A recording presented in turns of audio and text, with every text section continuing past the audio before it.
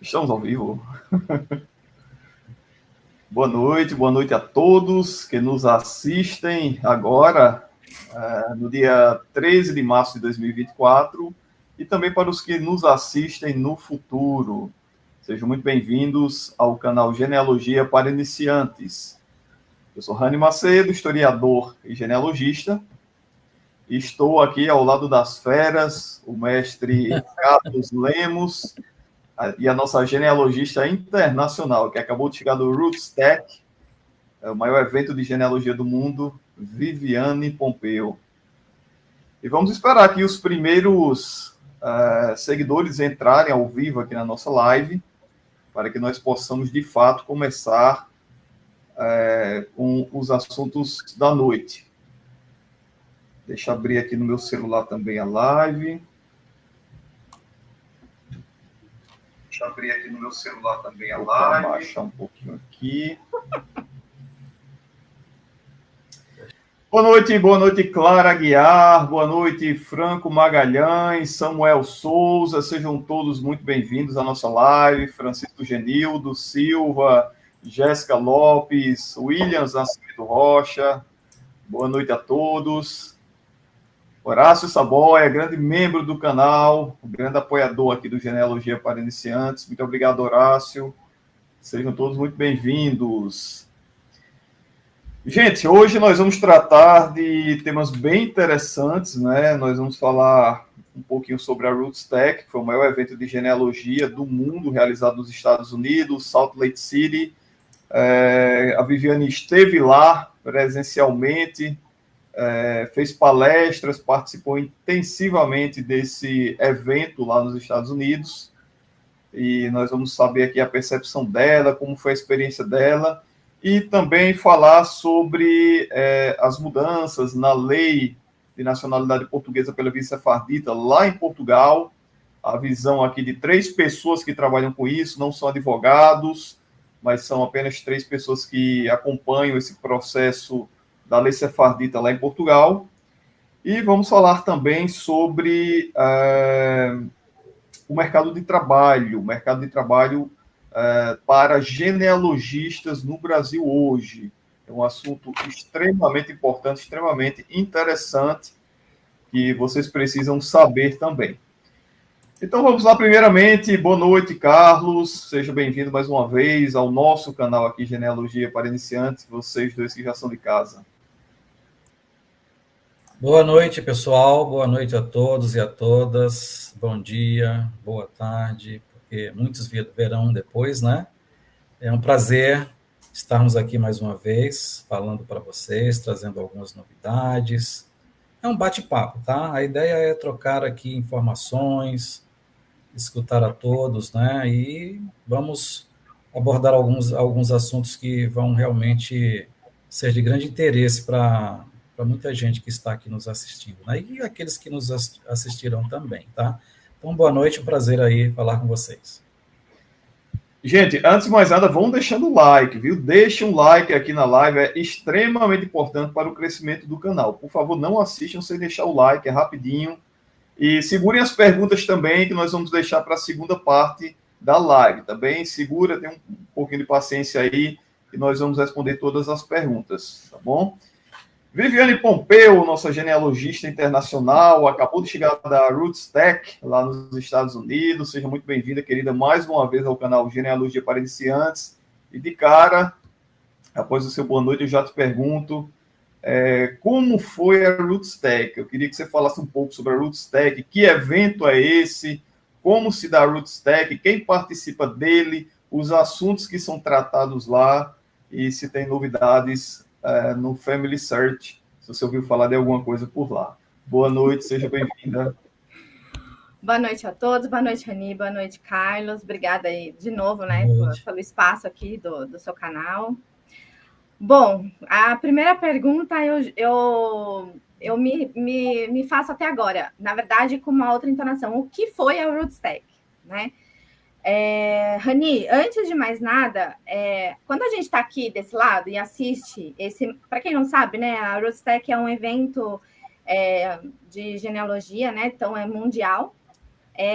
onde o Family Search é patrocinado pelo Family Search, né? Então, eles trazem muitas pessoas de nome para palestrar, né? E com muito gabarito dentro daquilo que estão ali. E aí, quando a gente está aqui, a gente não tem noção, a gente não consegue fazer imagem do que é aquilo. Rani, quando eu cheguei e vi aquela multidão de pessoas, e não só profissionais, aí é que está a questão, né? Em busca de se reconectar com suas raízes, em busca de como que eu faço para desenvolver minha árvore, para saber quem eu sou. Né? Cada conversa ali tem a parte de palestras, né? E também tem como se fosse uma feira, uns estandes ali, onde os patrocinadores do evento, né? Além do Family Search, tem os seus boxes ali, né? De atendimentos. Então, tava lá o My Heritage, tava lá, enfim, N coisas, né? E aí a gente vai conversando, a gente vai vendo quanto que a genealogia está aí presente na vida das pessoas, né? E às vezes a gente nem se dá conta. Eu olhei para aquilo, até eu estava conversando com uma colega e falei, uau, eu não estou acreditando de tudo isso de pessoas, porque a gente fica aqui no nosso mundinho, né? E a gente não, porque aqui no Brasil a gente não tem muitos eventos desse porte, né? E nem de menos porte, né? Então, quando eu olhei tudo aquilo, eu falei, uau, não sou louca sozinha, né? Não sou louca sozinha. A gente acha que só a gente faz genealogia, né? A gente tem essa impressão. Não, e as pessoas com vontade de ajudar, as pessoas que já estão no caminho ajudando as outras. Então, assim, a troca e a experiência, para quem puder ir, vá. É uma experiência única. A cidade, ela respira a genealogia, né? Por onde você vai, você ouve uma história de família, Então, assim, é muito bacana, não só o evento em si, né? Mas como toda a estrutura que é formada ali na cidade mesmo, em prol da genealogia, da história familiar, né? Esse ano o tema da Rootstack foi recordar, né? Porque eles fazem mesmo, né? Essa questão de recordar os antepassados, honrar os antepassados. E é isso, a gente sempre fala isso, né? É honrar, é recordar, é saber quem são, o que fizeram, porque eles nos proporcionaram estarmos aqui hoje, né? Então, foi um tema muito bonito, foram palestras lindas. E aí, a gente tem aquelas palestras mais específicas, né? Por exemplo, na questão que eu assisti bastante, né? Na questão do DNA, que foi uma das palestras também que eu falei, muito básico, né? Tem aí o outro especialista em DNA, que é o Carlos, né? E tem bastante coisa nova vindo na questão da ancestralidade, né? Os laboratórios dos Estados Unidos, que estão um pouco mais avançados, né, do que os nossos aqui, eles têm algumas outras ferramentas que estão tentando aplicar para fazer mais, né? Para contar um pouco mais dessa história. A questão da inteligência artificial, e aí eu quero fazer uma pergunta para todo mundo, porque foi uma semi-polêmica ali de quem estava ali assistindo. Será que a inteligência artificial, quando ela entrar de fato, né, com os dados bons, a profissão do genealogista acabou? O que você acha, Rani? Que agora eu estou te perguntando. Jamais.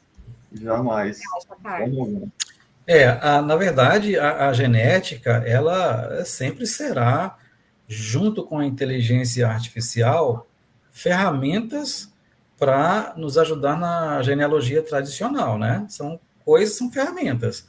A gente não pode substituir a genealogia simplesmente entregar nas mãos da inteligência artificial, porque embora os algoritmos sejam muito importantes, vão ser ferramentas cada vez mais utilizadas em todas as áreas do saber, ela sempre vai precisar do ser humano, né? Por exemplo, profissão de advogado vai acabar com a inteligência artificial? Dá para interpretar os dados, né, Carlos? Isso aí. Aí, isso foi assim, foi num jantar que ali a gente reunimos alguns genealogistas ali, foi um bate-bola ali, né? Mas aí a gente pensa em história de família, né? Como que você conta uma história de família através da inteligência artificial? Né?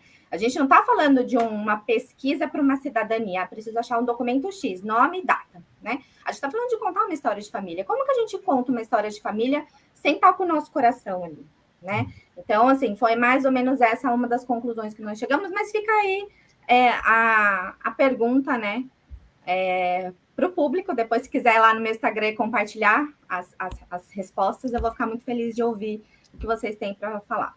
Bom, em questão de inteligência artificial, eles estão, sim, de olho no chat, né, GTP aí, que pode, sim, trazer algumas funcionalidades para quem pesquisa, mas com muito cuidado, né, porque ainda os dados, eles precisam ser garimpados nessas plataformas.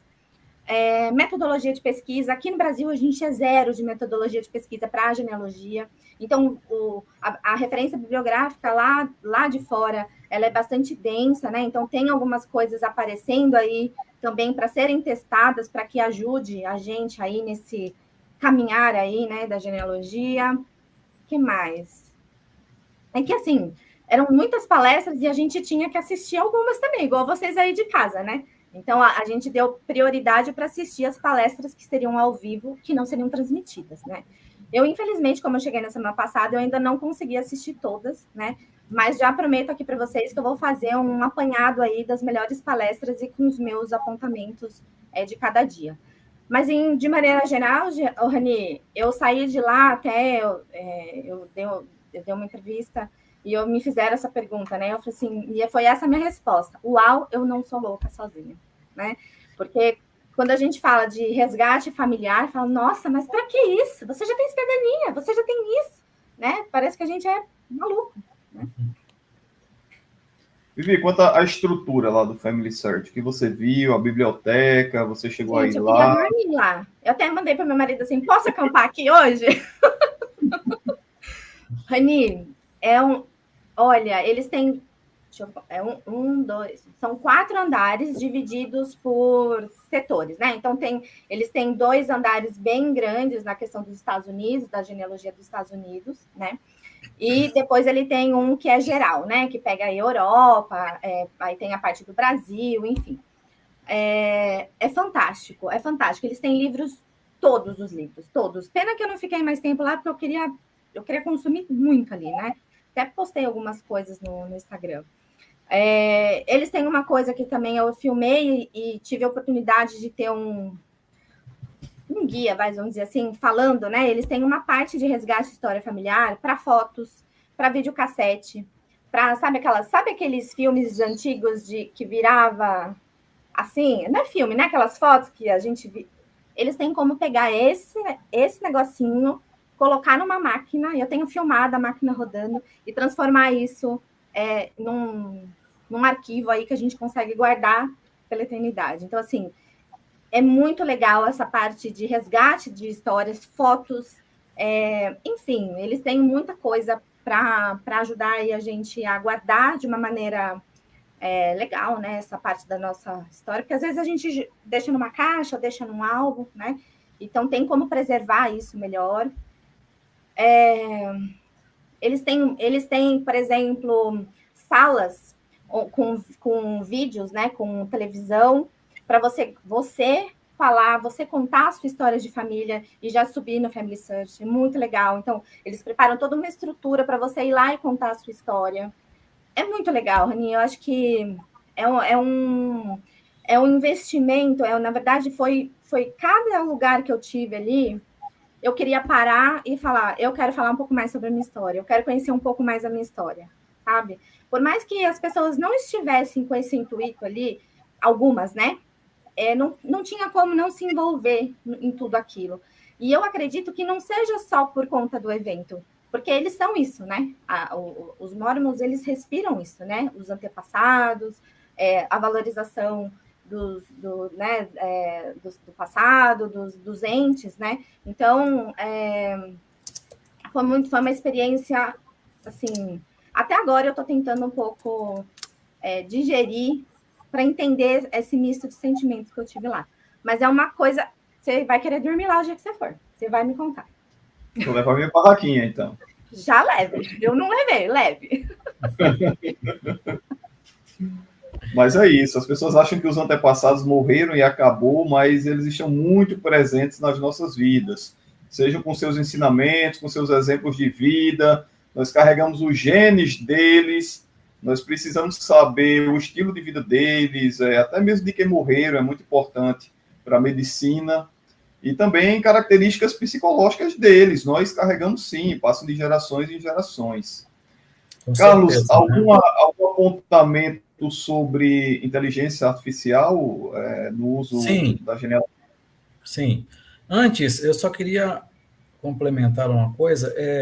Os Mormons começaram a microfilmar, né, os livros paroquiais, batismos, casamentos, óbitos, e mesmo documentos de cartórios, como inventários, testamentos, enfim, uma série de documentos importantes nas décadas de 80 e 90. E é importante saber que eles armazenam isso, né, num lugar assim extremamente protegido lá, né?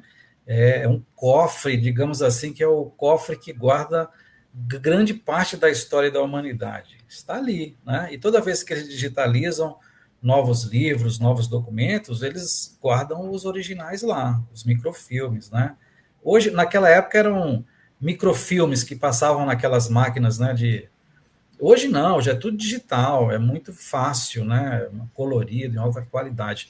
Mas isso é uma coisa fenomenal, né? Nossa história está ali e eu espero que muito mais acervos genealógicos sejam digitalizados, salvos, né? Porque aqui no Brasil assim, é uma tristeza a gente ver que muitos documentos estão sendo destruídos pela traça, pela umidade, poeira, incêndios, extravios de todo tipo, né? E a gente vê tudo isso indo pelo ralo. São raras as exceções de projetos fora os do Family Search, né, que preservam esses acervos importantes, né? Estamos muito atrasados, muita coisa está se perdendo. Agora, sobre a inteligência artificial, que a Vivi comentou, é uma coisa, assim, fabulosa, né? Existem alguns projetos, como, por exemplo, existe o Transcribus, que é uma plataforma para fazer transcrição de documentos, né? Ela tem uma parte gratuita e outra parte que você tem que pagar. E é um algoritmo que você tem que treinar os dados, né? Quando o algoritmo lê um documento e interpreta um caractere como uma determinada letra, e você vai lá no software e corrige, diz, não, isso aqui não é um C, é um B, ou não é um D, é um, é um F, sei lá. Então, o programa vai entendendo isso, esses dados vão sendo melhorados, e nas próximas vezes que o algoritmo ler os documentos e encontrar aquele mesmo tipo de caractere, ele já faz a transcrição de uma forma mais precisa, né? Então é isso, a inteligência artificial, ela veio para fazer uma grande diferença em todas as áreas do saber, mas é preciso entender que esses algoritmos precisam ser treinados com cada tipo de dados para as coisas específicas, né? Para medicina, para genealogia, para geologia, para astronomia, para tudo, né? Então tem que ser bem dosado. E a gente tem já uma inteligência artificial implantada no Family Search já há alguns anos, né? Aqueles documentos que são traduzidos pelos, a gente chama de robô, tal, mas é inteligência artificial, é um algoritmo que vai lá, lê e coloca lá a transcrição. Tem falhas? Tem falhas. Mas olha, quanto isso já nos ajudou, né? Porque às vezes por um sobrenome, uma palavrinha, você, opa, isso aqui é interessante, pode ser o meu ancestral. Aí você clica, abre o documento, lê e vê que realmente, constata que realmente ali é uma pessoa que interessa para a sua pesquisa, né? Então vamos esperar que o Family Search avance cada vez mais com a inteligência artificial, com digitalização de novos acervos de valor genealógico, e vamos continuar pesquisando, porque essa questão da reconexão com os nossos ancestrais, ela vai muito além da questão da cidadania, né? Dessas coisas. Isso aí. Eu sempre acho que a cidadania é a cereja do bolo, mas não é o bolo. A gente precisa ter essa conexão com o passado, resgatar a história da família, até onde isso for possível, porque certamente isso vai trazer um impacto sobre a sua vida. Né? Você vai saber de onde veio, né? Todo mundo tem origem. É o que eu falo, né? Eu trabalho com cidadania e às vezes eu fico triste que as pessoas falam assim, eu só queria o passaporte. Eu falei, tá, mas e agora? O que você faz com tudo isso que eu tô te contando, né? Eu tenho aí a entrada do navio, eu tenho a cidade, eu tenho a família que veio, eu tenho os seus parentes. O que você faz com tudo isso? Qual o seu pertencimento dentro dessa cidadania? Porque nacionalidade é isso, né? Você faz parte dessa nação agora. E aí, né? A questão do passaporte, quanto você pertence a essa comunidade, seja ela portuguesa, italiana, espanhola, o quanto que você né? E isso me entristece um pouco, né? Porque, na verdade, aquele imigrante, né? Vamos, sei lá, um português, um italiano, ele não passou boas coisas para alguns, né? Com raras exceções, vinham mais conscientes, mas a maioria passou a duras penas para a gente estar aqui hoje, né? E o que a gente faz com tudo isso? Tanto faz, né? Eu acho que a gente precisa. Eu acho que esse é o nosso trabalho aqui, né? Mostrar que, claro, é um benefício, você tem direito, legal, vamos atrás dele. Mas é mais, né? É muito mais. É muito mais do que isso, né? É muito mais do que isso, porque até o Rani comentou, os nossos ancestrais transmitem. Eu acredito muito nessa memória transgeracional. A gente traz no DNA, né, que é uma contribuição de milhares de ancestrais, a gente traz memórias. Assim como o código genético vai determinar a cor da sua pele, seu cabelo, seus olhos e tudo mais, há características, né? A ciência já admite isso, que há coisas que você não explicaria se não fosse uma transmissão através de gerações de alguns comportamentos, algumas competências, ou alguns dons, alguns defeitos, todos nós temos, né? Não é só, a gente não herda só coisas boas, infelizmente, né? Mas isso tudo se explica com a história que você vai construindo tijolo a tijolo da sua família. Exatamente. Você pega o teu passaporte europeu, ou seja lá de qual país for, e não é só isso. Aquele passaporte tem uma grande responsabilidade. Você vai ter uma grande responsabilidade com ele. Você tem que conhecer a história daqueles ancestrais que te deram aquele passaporte. Senão você vai passar até vergonha em outros lugares do mundo onde você for. Você vai lá em Portugal, diz que é português porque você descende de um judeu sefardita e você não sabe o mínimo da história dele, do que ele passou, nem o nome desse judeu. Então nós temos essa grande responsabilidade também, que é esse trabalho educacional, obviamente, desde que as pessoas queiram conhecer a história dos seus antepassados. Isso é importantíssimo, é fundamental. Não só isso, mas também conhecer um pouco da história daquele país. Não só da história daquele país, mas se inteirar, a partir do momento que você é cidadão daquele país, das coisas dele, do que está acontecendo na política, na economia, nas relações sociais, o estilo de vida das pessoas, a cultura do país. Você tem que se inserir na cultura desse país, na cultura e na história dele também. Então, não é só o passaporte. Não queiram apenas o passaporte, que você pode se dar muito mal com isso. Carlos, eu acho que nós podemos conversar um pouco agora, já que eu falei em país aqui, né, sobre essas alterações, essas mudanças na lei de nacionalidade portuguesa pela via sefardita.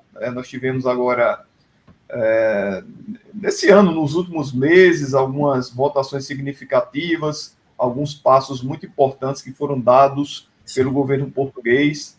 Eu gostaria que você nos atualizasse, falasse do que você está acompanhando em todo esse processo, por favor, e, obviamente, a Vivi pode fazer algumas considerações também.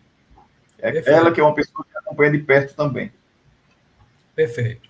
Nós temos acompanhado, na verdade, nós temos vivido essa saga, né, lá de Portugal, legislativa e tudo mais, isso desde 2022, que a gente vem acompanhando, né? São muitas mudanças,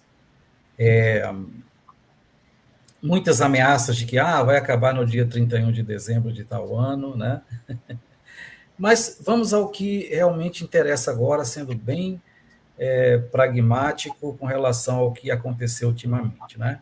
No dia 5 de janeiro, 5 dias antes do parlamento ser dissolvido, para novas eleições que ocorreram agora em 10 de março, a Assembleia da República fez 3 votações relâmpago e aprovou a nova lei da nacionalidade. Na verdade, é uma lei orgânica, né? Aí foi para o presidente da República, o presidente escalou o assunto para o Tribunal Constitucional, que achou que estava ok, e aí voltou para o presidente promulgou, e no dia 5 de março, a lei foi publicada. Tá? Ela foi publicada em 5 de março, mas ela entra em vigor em 1º de abril, porque é no primeiro dia do mês seguinte ao da publicação. Então, 1º de abril não vai ser o dia da mentira, vai ser o dia que a lei vai, de fato, entrar. Podia ser, né? E vai ser uma segunda-feira, um dia útil ainda. Podia ser uma piada. Poderia ser, mas, felizmente. O que diz essa lei, né? Vamos agora extrair a essência da lei. Ela tem umas questões lá sobre o artigo 14, de perfiliação, tem uma de contagem de tempo de residência em Portugal. São alguns detalhes que agora não interessam para a gente no tocante à cidadania pela lei sefardita. Agora, para a lei sefardita, foi alterado lá o artigo 6, número 7, e aí nós temos mudanças, tá? Nós temos mudanças. O que a lei fez? Incrivelmente, ela retroagiu a 1º de setembro de 2022. Isso é uma coisa inédita, assim, eu nunca vi uma coisa dessa acontecer, mas ela retroagiu. E diz o seguinte, que todos os pedidos de cidadania que deram entrada na conservatória, desde 1º de setembro de 2022 até a entrada em vigor da lei que foi publicada, e quando é que entra em vigor? Em 1º de abril, né? Todos os pedidos de cidadania precisarão comprovar os vínculos a Portugal por meio de... Aí coloca aquela coisa absurda de herança de imóveis, causa-mortes, participação em empresas. Né? Então, esse é um item. Ou viagens a Portugal ao longo da vida. É o que a gente já tinha com o decreto 26 de 2022. Né? Essas duas coisas são iguais, então não se assuste. E agora? Não. Se você já entrou com o pedido de cidadania, as regras são essas. E eles acrescentaram um terceiro item, que você pode comprovar vínculos a Portugal se você tiver um título de residência de 1 ano. Então, herança de imóveis, ou viagens, ou 1 ano de residência legal em Portugal. Então, é isso que está valendo até 31 de março. A partir de 1º de abril, aí sim, a lei realmente veio muito dura, tá? Porque exige 3 anos de residência em Portugal. 3 anos. E isso é extremamente difícil. Né? Se você estiver em Portugal já residindo há 3 anos legalmente, você só precisa esperar mais 2 anos para conseguir a sua cidadania por tempo de residência. Né? Então, agora, eu queria fazer só uma observação, e, novamente, nós sempre reforçamos que nenhum de nós 3 aqui é advogado, nenhum, mas somos pessoas que estudam, né, o que está acontecendo, as leis, a Constituição, acompanhamos tudo que está acontecendo lá no parlamento com relação a esse tema, e com relação às eleições, eu passei o dia inteiro, das 8 da manhã às 23 horas, acompanhando, e continuo acompanhando os desdobramentos, né? Então, nós sabemos de algumas coisas e queremos compartilhar com vocês. Existem 2 correntes agora com relação ao entendimento dos advogados, tá? Eu só vou colocar isso para vocês e explicar o porquê. O período de transição que a lei trouxe, que começa em 1º de setembro de 2022 e se estende até a publicação e a entrada em vigor da nova lei, se esse é o entendimento que vai tomar força mesmo, significa que, a partir de 1º de abril, acaba o período de transição e, dali para frente, todos os processos terão que cumprir o requisito de 3 anos de residência. Dali para frente, tá? Para trás, não. E existe uma outra vertente de entendimento, outro grupo de estudiosos, de advogados, que entende o seguinte: olha, a lei Toda lei, quando ela é publicada, ela precisa ser regulamentada, né? Existe uma coisa lá em Portugal chamada Regulamento da Lei da Nacionalidade. É uma cadeia, né? Você tem a Lei da Nacionalidade e aqui você tem um regulamento. O que o regulamento faz? Como vão ser cumpridos os requisitos da lei? Como é que a lei vai ser operacionalizada? Como é que eu vou comprovar as viagens? Como é que eu vou comprovar tempo de residência? Uma série de detalhes que estão, assim, de modo muito subjetivo, muito solto na lei. O decreto que vai regulamentar isso vai esclarecer, vai trazer detalhes de como isso vai ser operacionalizado, tanto da parte da conservatória, como da parte dos requerentes, né? Então, essa corrente de advogados entendem que, enquanto a lei não for regulamentada, vale ainda o período de transição, ou seja, questão das viagens, o ano de residência e tal.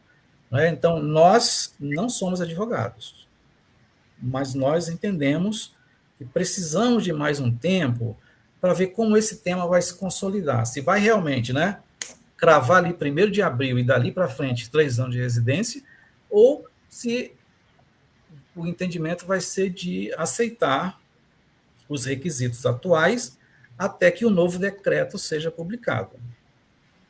E de onde vem esse decreto? É um decreto-lei que vem do governo.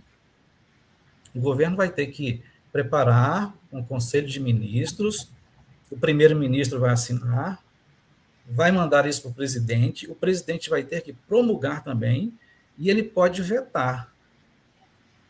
O interessante é que, se o presidente vetar o decreto morre. Não tem mais como reviver. É diferente da lei aprovada no parlamento. Ela vai para o presidente promulga, ok. Vai ser publicado, vira lei. Ou o presidente veta, volta para o parlamento, e o parlamento, por meio de uma votação de 2/3, ele pode derrubar o veto do presidente e dizer, presidente, você vai ter que promulgar. E ele tem 8 dias para promulgar. Não pode fugir disso. Mas o decreto-lei, que regulamenta a lei da nacionalidade, quando ele for emitido, o presidente pode promulgar ou ele pode vetar. Se ele vetar, aquele decreto morre, vai ter que ser feito outro decreto. Não tem esse negócio, volta para a discussão, pode voltar depois para ele promulgar. Não tem. Ele tem um prazo de 40 dias, ele pode promulgar ou vetar. Tá? Então, esse decreto, quando é que ele vai sair? Não se sabe. Por quê? As eleições aconteceram domingo. Os votos dos emigrantes, né, dos portugueses que estão no exterior, ainda vão ser contados até o dia 20. Até o dia 20 é que vai sair o resultado, porque há 4 deputados que ainda vão sair desses votos. São 230 deputados, nós temos 226 agora, né? A AD, que é aquela Aliança Democrática, venceu com a diferença de 2 deputados em relação ao PS. Então, o novo governo vai ser formado, o presidente está se reunindo com todos os partidos, porque eles têm que chegar a um acordo para ter uma aliança em que tenham maioria no parlamento, porque se o governo não tiver maioria no parlamento, ele não consegue aprovar nada. Né? Então, quando esse novo governo for formado, tiver o primeiro-ministro, os ministros que também vão mudar, todos os ministros vão mudar, eventualmente. Aí eles vão fazer esse decreto para regulamentar a lei. Isso pode acontecer daqui a semanas, meses ou até anos. Como na última alteração da lei que foi feita em 2020, o decreto-lei só saiu em 2022, levou 2 anos, né? Então, assim, tudo pode acontecer, as coisas podem mudar, tudo é volátil, né? As coisas que hoje parecem muito difíceis, amanhã pode ser que o decreto traga uma regra, uma certa facilidade, que eles coloquem uma data futura, como aconteceu em 2022, o decreto foi publicado em março, né? Mas ele só entrou em vigor com relação aos vínculos a Portugal a partir de 1º de setembro. Então, 6 meses para frente. Esse é o momento, então, de você continuar a pesquisar a sua família, desenvolver a sua árvore, porque quando as coisas mudarem, né, vocês já terão tudo isso adiantado, até a certificação da CIL. Né? Se você pensa em obter também a cidadania, vá pesquisando, deu tudo certo, faça o seu relatório, adiante essa parte da CIO, que a gente sabe que é demorada, né? Adiante a parte da CIO. Mais à frente, o governo muda, a própria lei pode mudar, porque eles podem, com um novo governo, que agora vai ser de direita, né? Mudou, deu uma guinada, saiu da esquerda para a direita, pode colocar um projeto de lei mudando, trazendo regras favoráveis. Já pensaram se colocarem, como queria o PSD, a língua portuguesa como comprovante de vínculo a Portugal? Isso pode Seria acontecer. ótimo. A gente não garante, mas há possibilidades. E diante dessas possibilidades é melhor você se preparar para o futuro, né? Não deixar o futuro pegar e, se soubesse, eu teria gasto aí esses 6 meses pesquisando a minha árvore. É isso aí, esse é o resumo da ópera, tá? Vamos acompanhar os próximos capítulos. Você tem que ir se preparando, né? Se você tem o intuito de ter uma cidadania portuguesa, vá pesquisando, vá desenvolvendo sua árvore, vá documentando.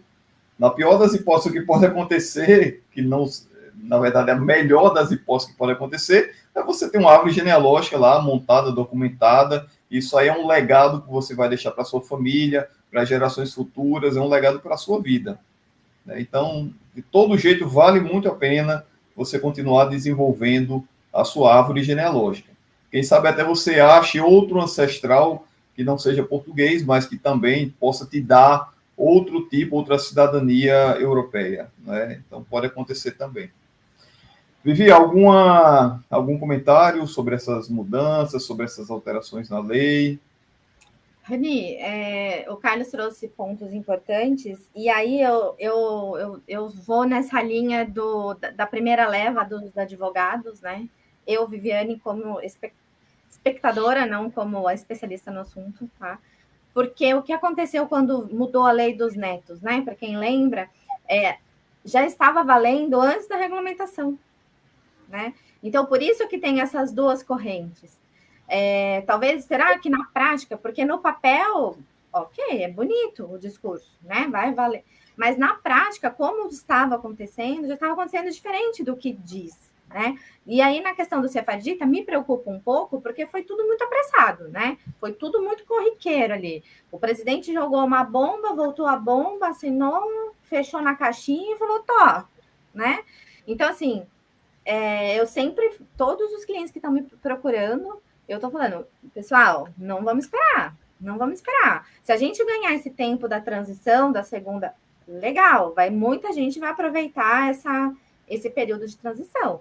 Mas a premissa que eu tenho aqui, junto com os advogados que assistem o escritório, vamos botar para dentro. Quem quer fazer o reconhecimento da nacionalidade portuguesa, via judeu-sefardita, vamos entrar antes de tudo isso acontecer, porque depois é uma caixinha de surpresas, né? E aí a gente faz como, né? A gente está lidando com sonhos, a gente está lidando com famílias, a gente está lidando com histórias de família, né? Então a gente precisa ter um pouco. Eu, Viviane, estou tendo esse tipo de conduta aqui, tá? Então eu estou passando como eu estou abordando esse assunto.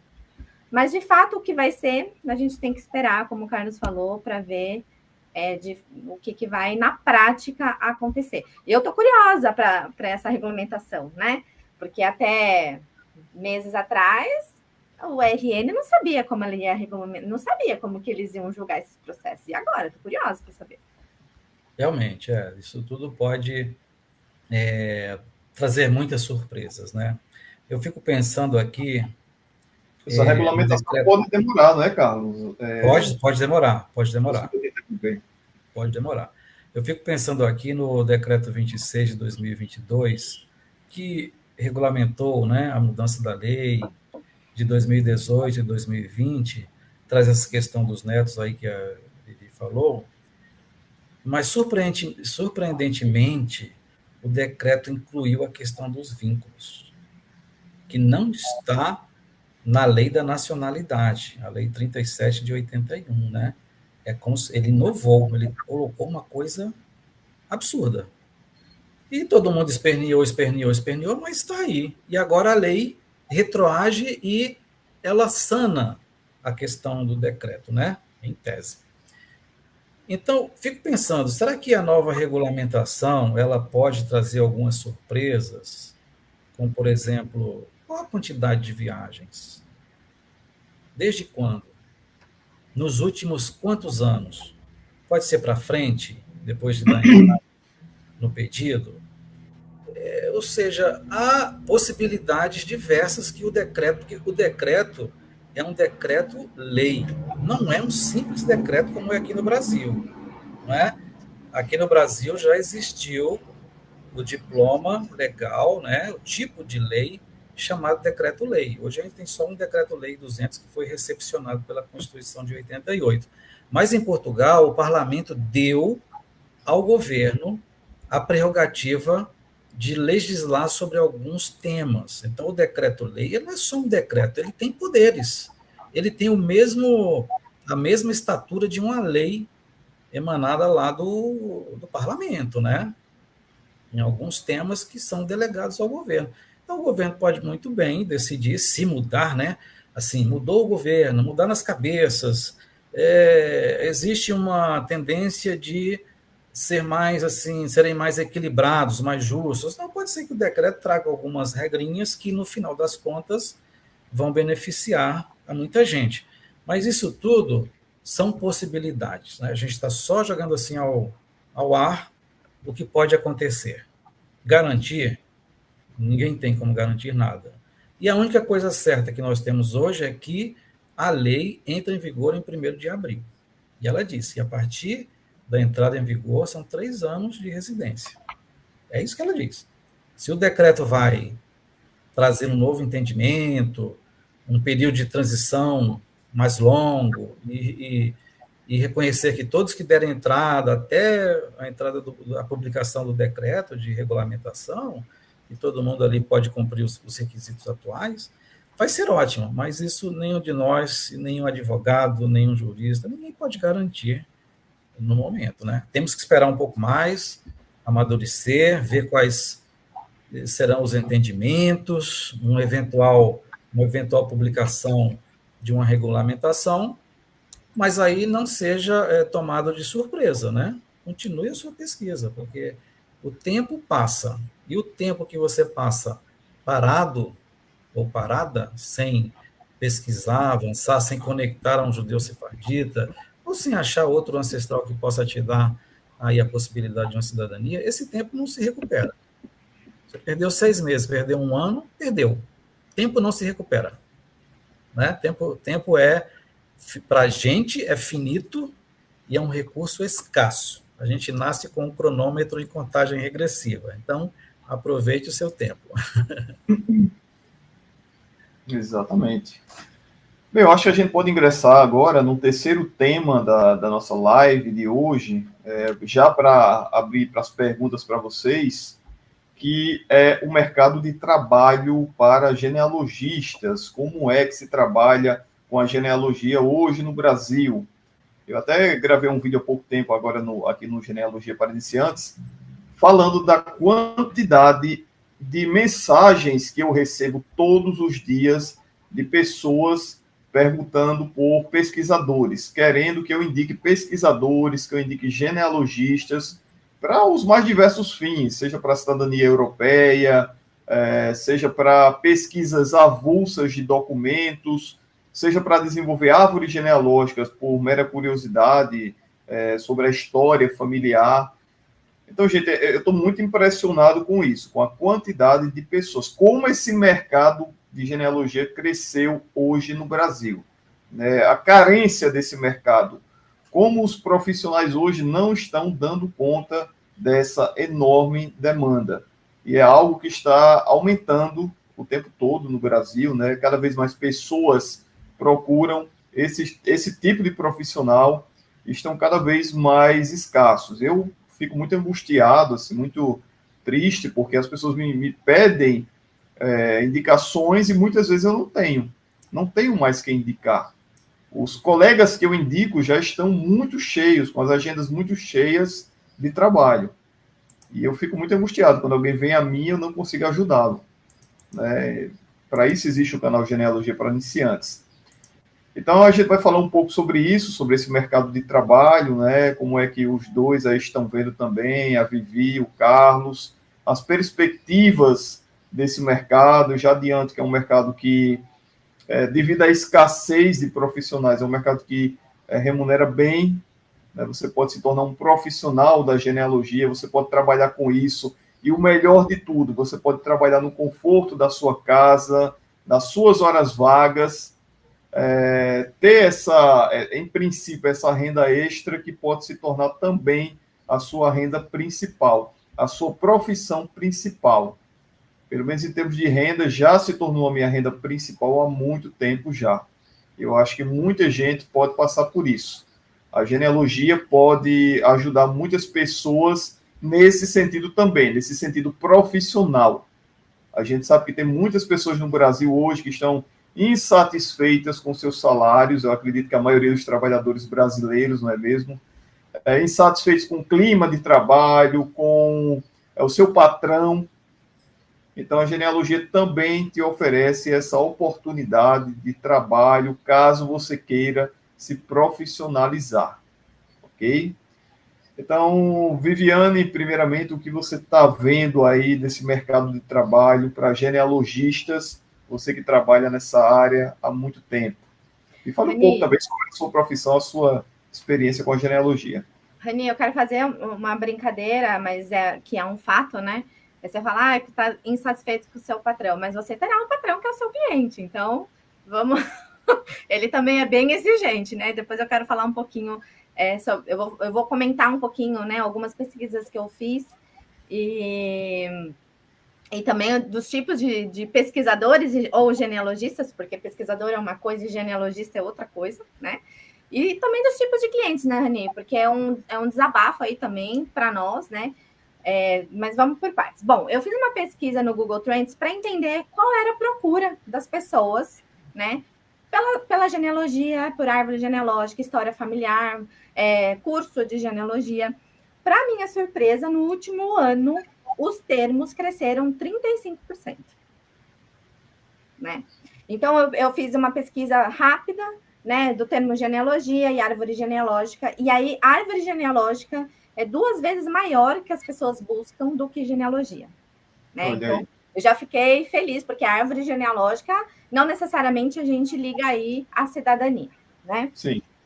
E olha só que interessante, os estados que mais procuram esse termo são Rio Grande do Sul, Pernambuco, Ceará, Rio de Janeiro e Pará. Olha só. Minha terra aí, hein?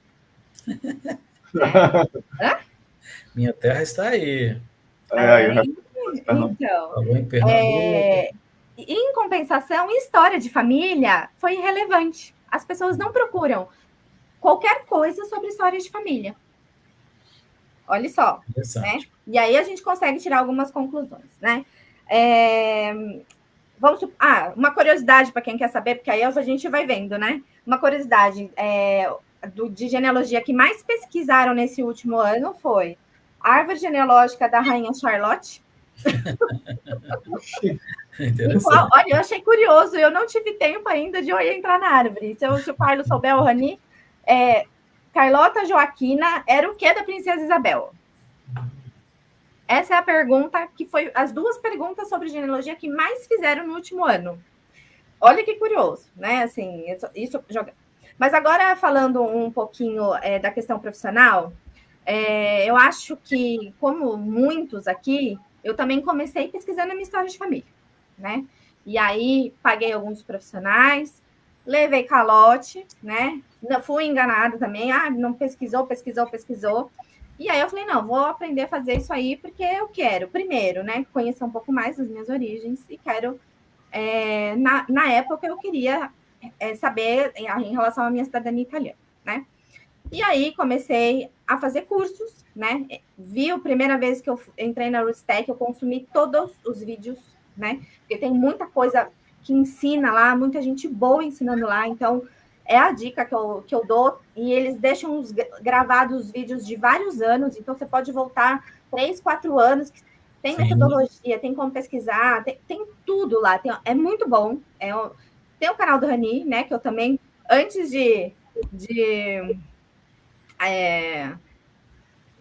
um pouco, né, acho que foi meio que junto, né, mas também quando o Rani lançou o canal, também consumia bastante a questão, os conteúdos do Rani.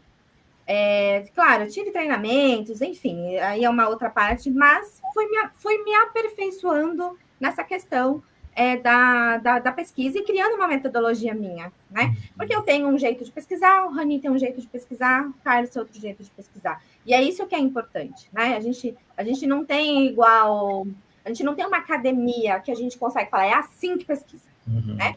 Até porque história de família e genealogia, a gente tem que... Eu não sei se vocês dois concordam, a gente usa um sétimo sentido aí, né? A gente tem Tem gente que fala que é sexto sentido, tem gente que dá nome o que for, mas tem uma inspiração divina aí, né? Eu não sei vocês, tem algo que acontece. Com certeza tem algo. Né? Então, assim, quando eu entro na história de uma família, eu sonho, eu tenho ideias enquanto eu estou fazendo uma coisa, eu falo, nossa, será que essa pessoa fazia isso? São coisas que vêm na cabeça que não é para qualquer um, não é para qualquer pessoa. Por isso que eu falo que pesquisador e genealogista são duas coisas diferentes. Sim. Né? E agora, com essa questão da LGPD, a gente está conseguindo separar um pouco as coisas. Porque o pesquisador que fica só no Family Search ali, consumindo os livros, agora não tem mais livro. E aí? Ele faz o quê? Né? A gente está com pouco acesso a livros mais recentes. Como que ele destrava essas primeiras árvores aí? Né? Qual é a expertise dele nisso?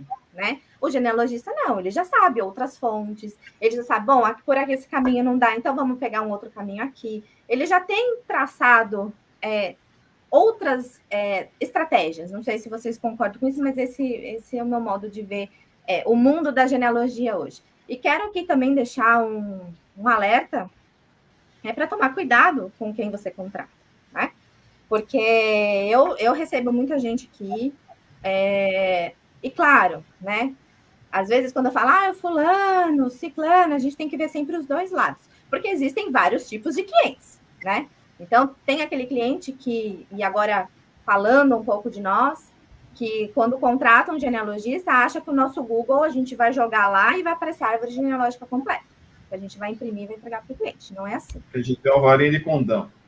Exatamente. Então, assim, a gente fica sendo... Eu não sei vocês, mas é pressão. E genealogia, a gente não funciona com pressão. A gente não funciona com pressa, né? A gente precisa sentar, olhar. Claro, existem alguns caminhos que nós já percorremos e sabemos, eliminamos algumas etapas, eliminamos.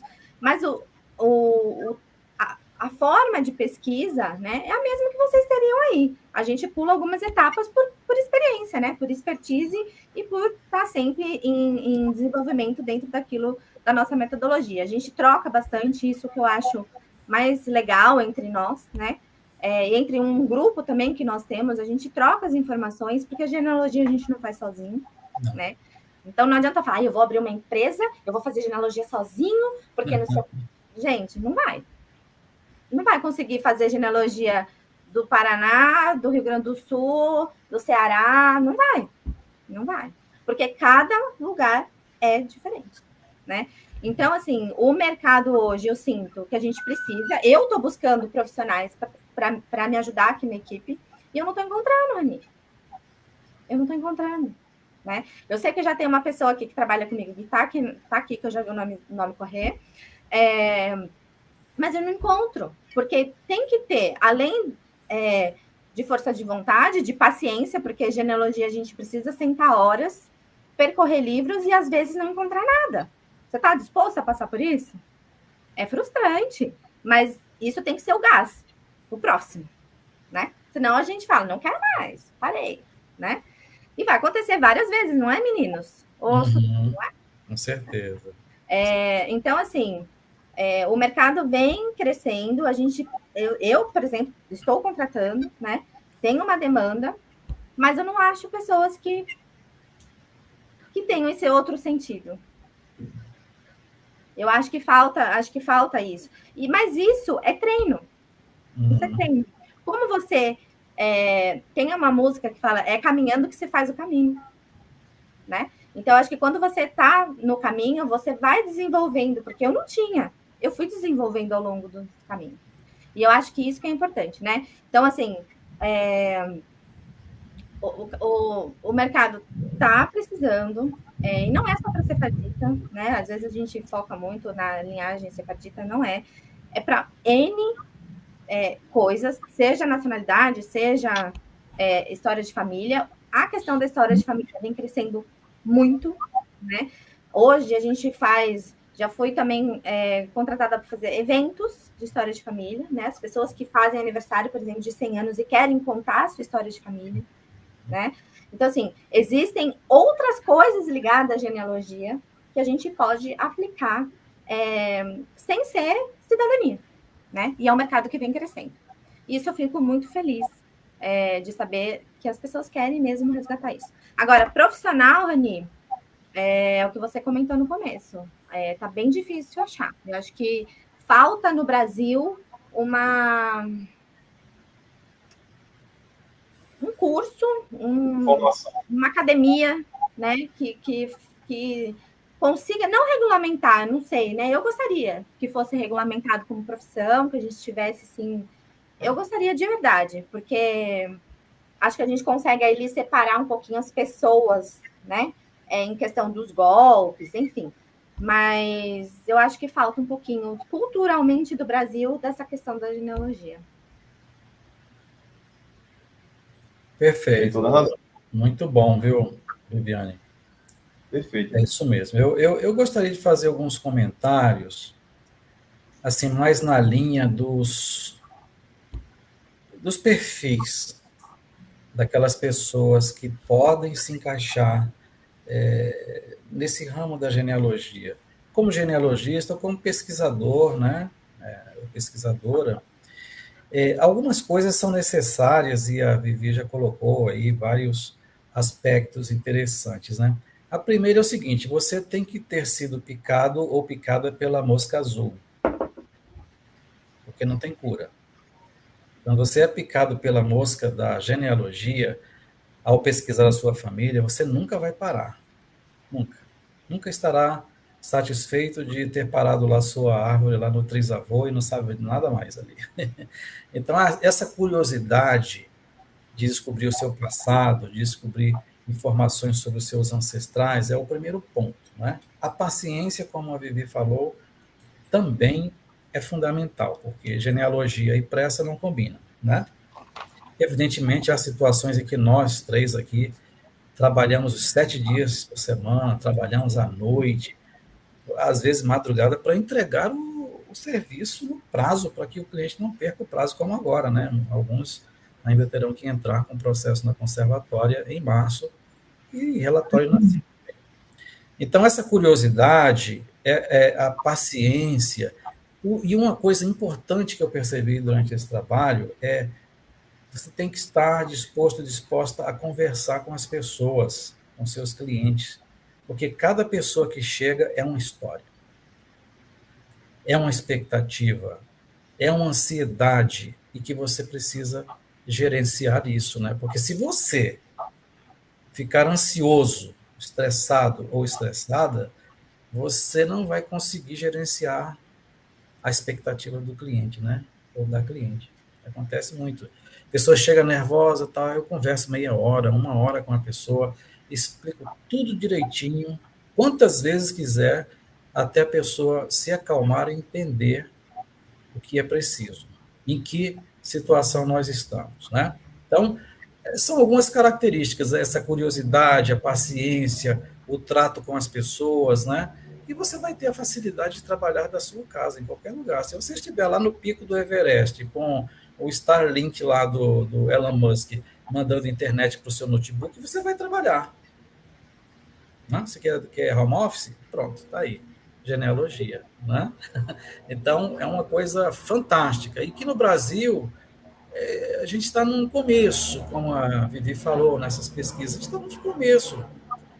Imagine que nós temos 212 milhões de habitantes. Quantas dessas pessoas sabem o que é genealogia?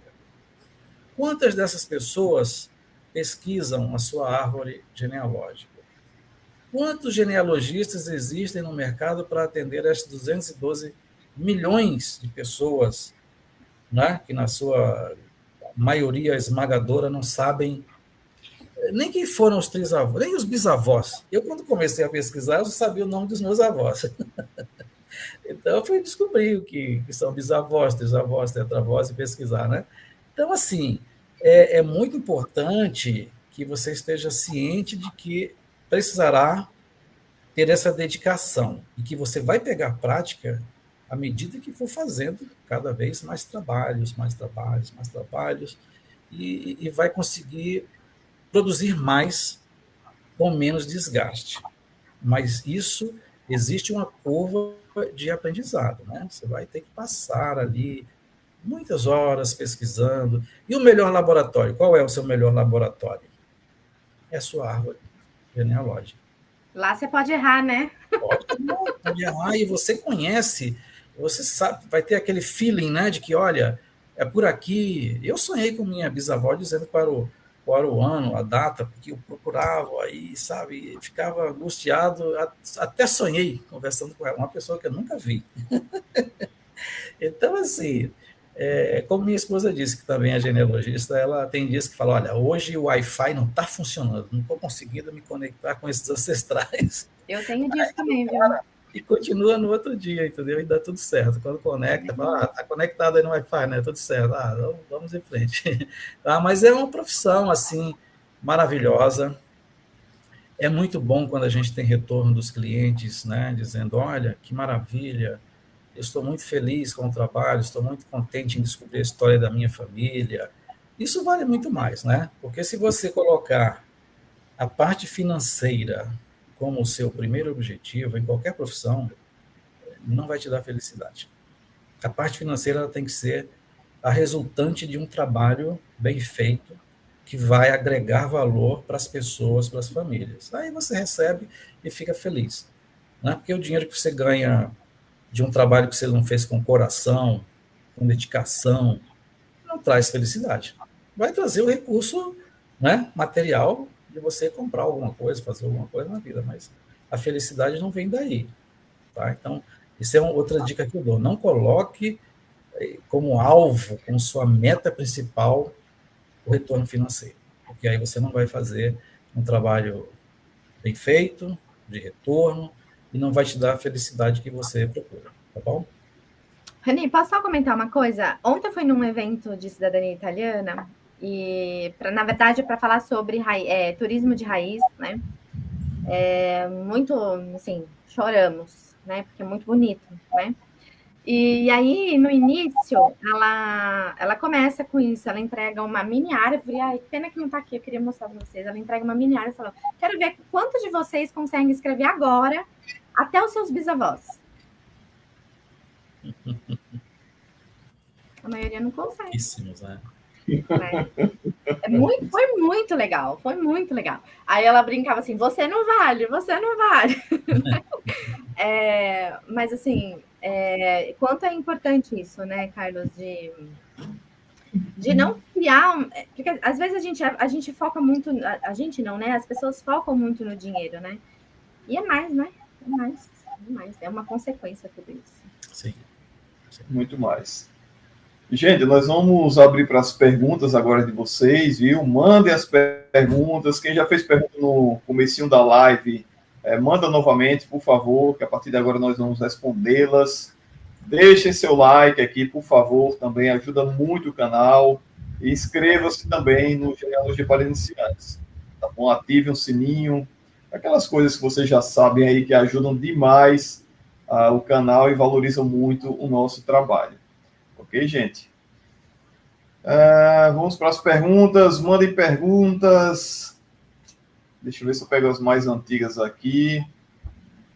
No final da live nós vamos ter aí uma surpresa para vocês, tá bom? Fiquem até o final. Tá certo? Uma grande novidade aí para vocês.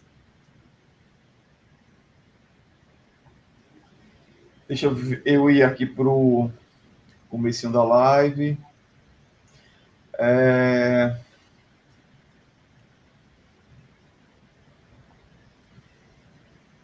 Alguém pergunta aqui, Carlos, boa noite. Então, é o Márcio Fogaça.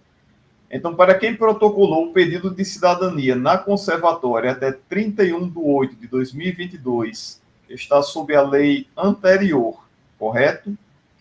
Correto, até 31/8, os pedidos de cidadania que foram recepcionados na conservatória até 31/8/2022 estão sob a lei antiga.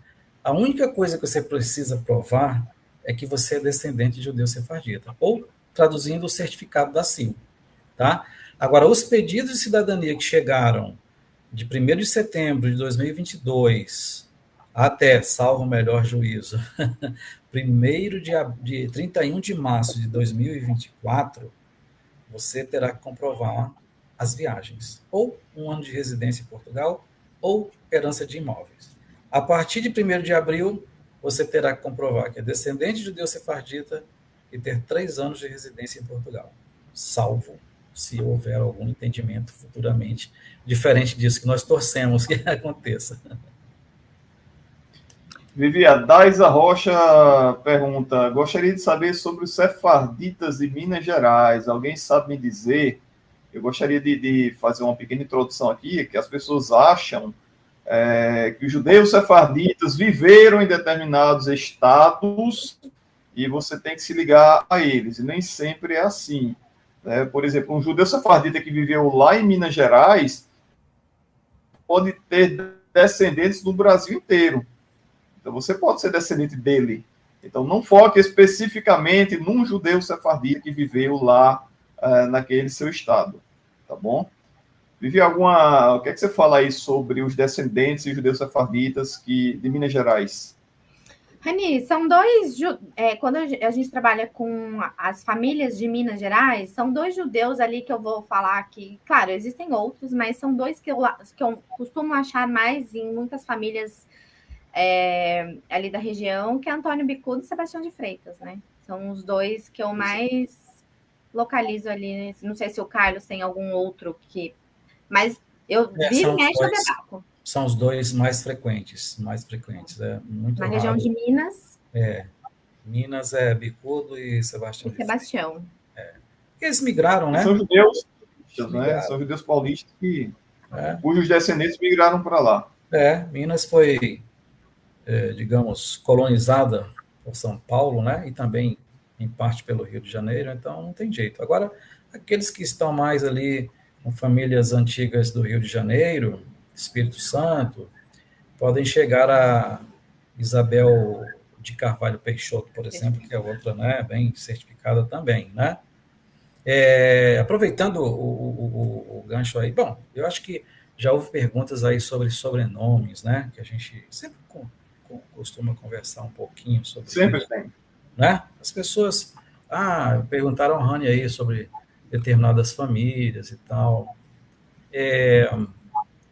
Assim, os sobrenomes são muito importantes quando você faz uma combinação de itens. Vamos supor, se de uma determinada região, se você tem ancestrais numa determinada região, famílias tradicionais, 300, 400 anos, que se ligam a judeus sefarditas, se você nasceu lá, ou seu pai, sua avó, seu bisavô, você tem grandes chances, né? Então, o sobrenome ele é importante quando você combina local dos seus ancestrais, né? A época. Eu sou Costa, mas Costa que veio ao Brasil no século XIX. É mais difícil, a não ser que você remonte a história dele lá em Portugal, reconstrua tudo isso, né? E alguns sobrenomes, eu acho que o Rani pode falar de alguns, a Viviane pode falar de outros, né? Eu gosto muito de citar alguns sobrenomes de pessoas que nasceram no Nordeste, em especial, mas não somente, tá?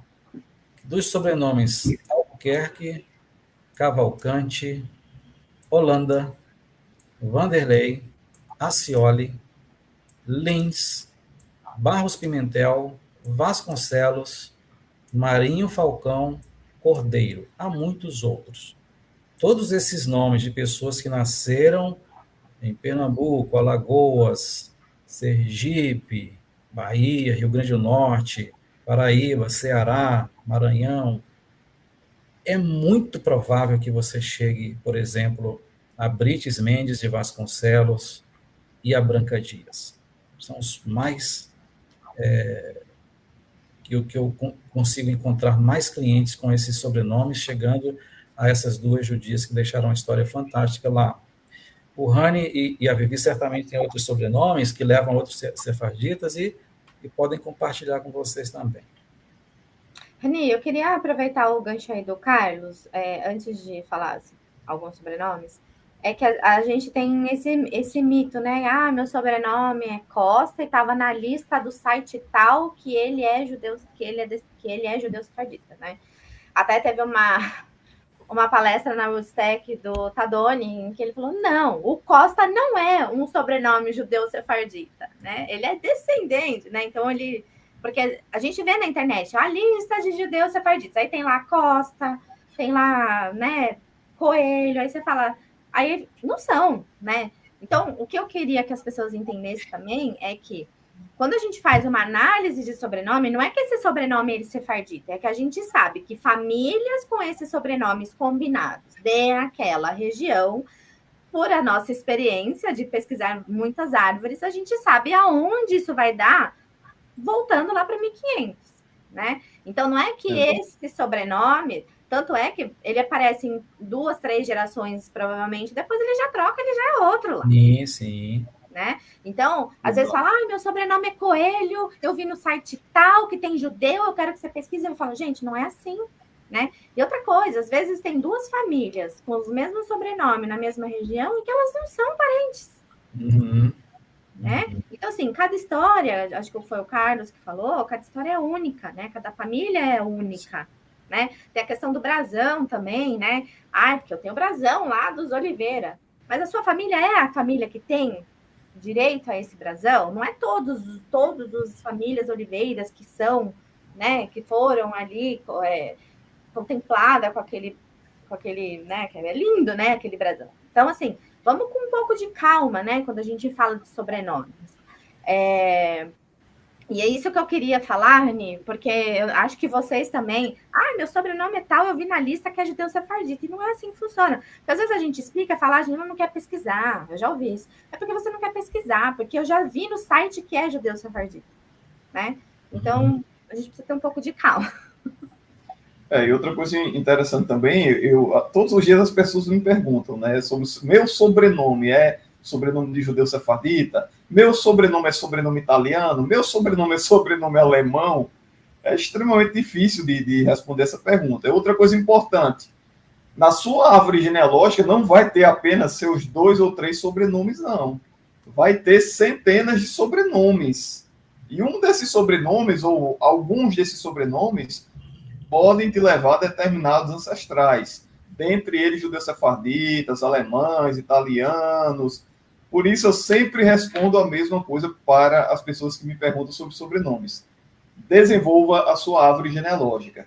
É assim que você vai ter certeza de que você descende de determinados ancestrais, sejam eles judeus sefarditas ou ancestrais de outras nacionalidades que possam te conceder uma cidadania europeia.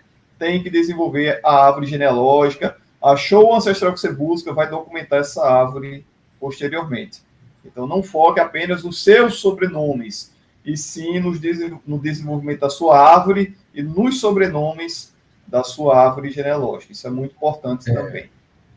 E não assim também, Rani, não menosprezar, por exemplo, sobrenomes devocionais. Exato. Às vezes tem uma Teresa Maria da Conceição, tem um José da Silva, tem uma Maria José do Espírito Santo. Né? São preciosidades. Pois é, aí você, quando consegue achar um documento e descobrir quem eram os pais da Teresa Maria da Conceição, você pode ter uma grande surpresa. Exatamente. Uma linhagem lá de Cavalcantes, de Vasconcelos, e chegar lá a Brites Mendes, né? A Branca Dias, entendeu? Porque os nomes devocionais escondem muito os nomes das famílias. Tá? Você não pode menosprezar nenhum ramo da sua árvore genealógica, nenhum. O judeu sefardita, o ancestral que você busca, pode surgir em qualquer ramo. Eu já achei, já fui por uma árvore de Vasconcelos no Ceará, falei, aqui, né? É isso, o genealogista agora vai falar o que fez, né?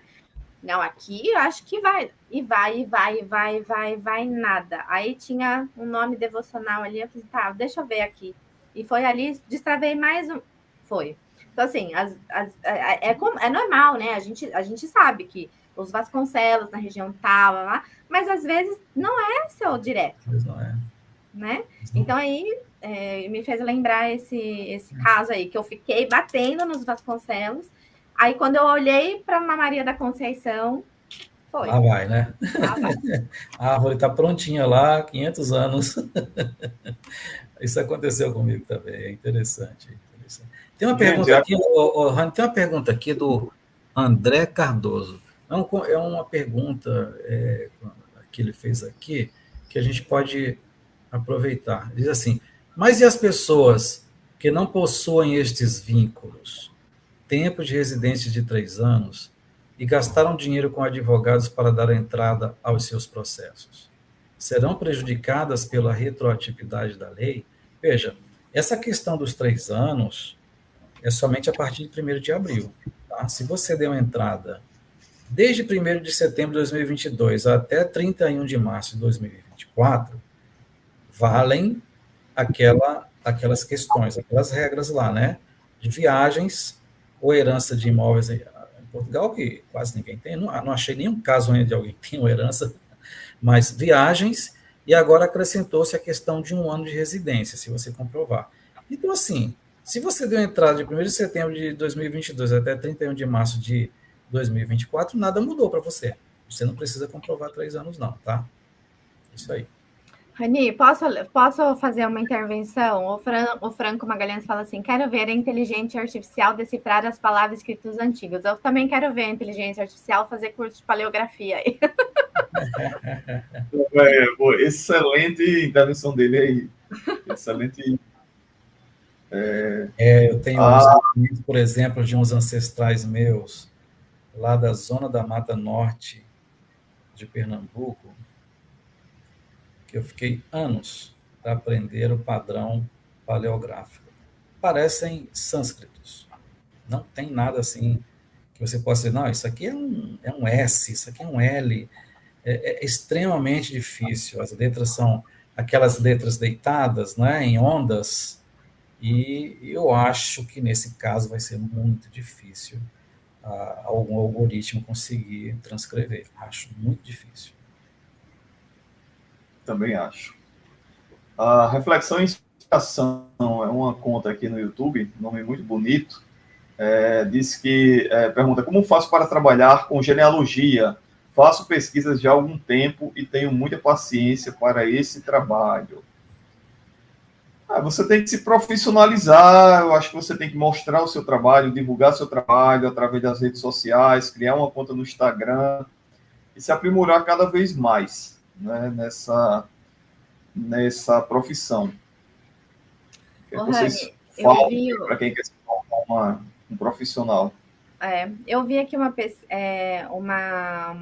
pergunta, né, falando se tem cursos, né?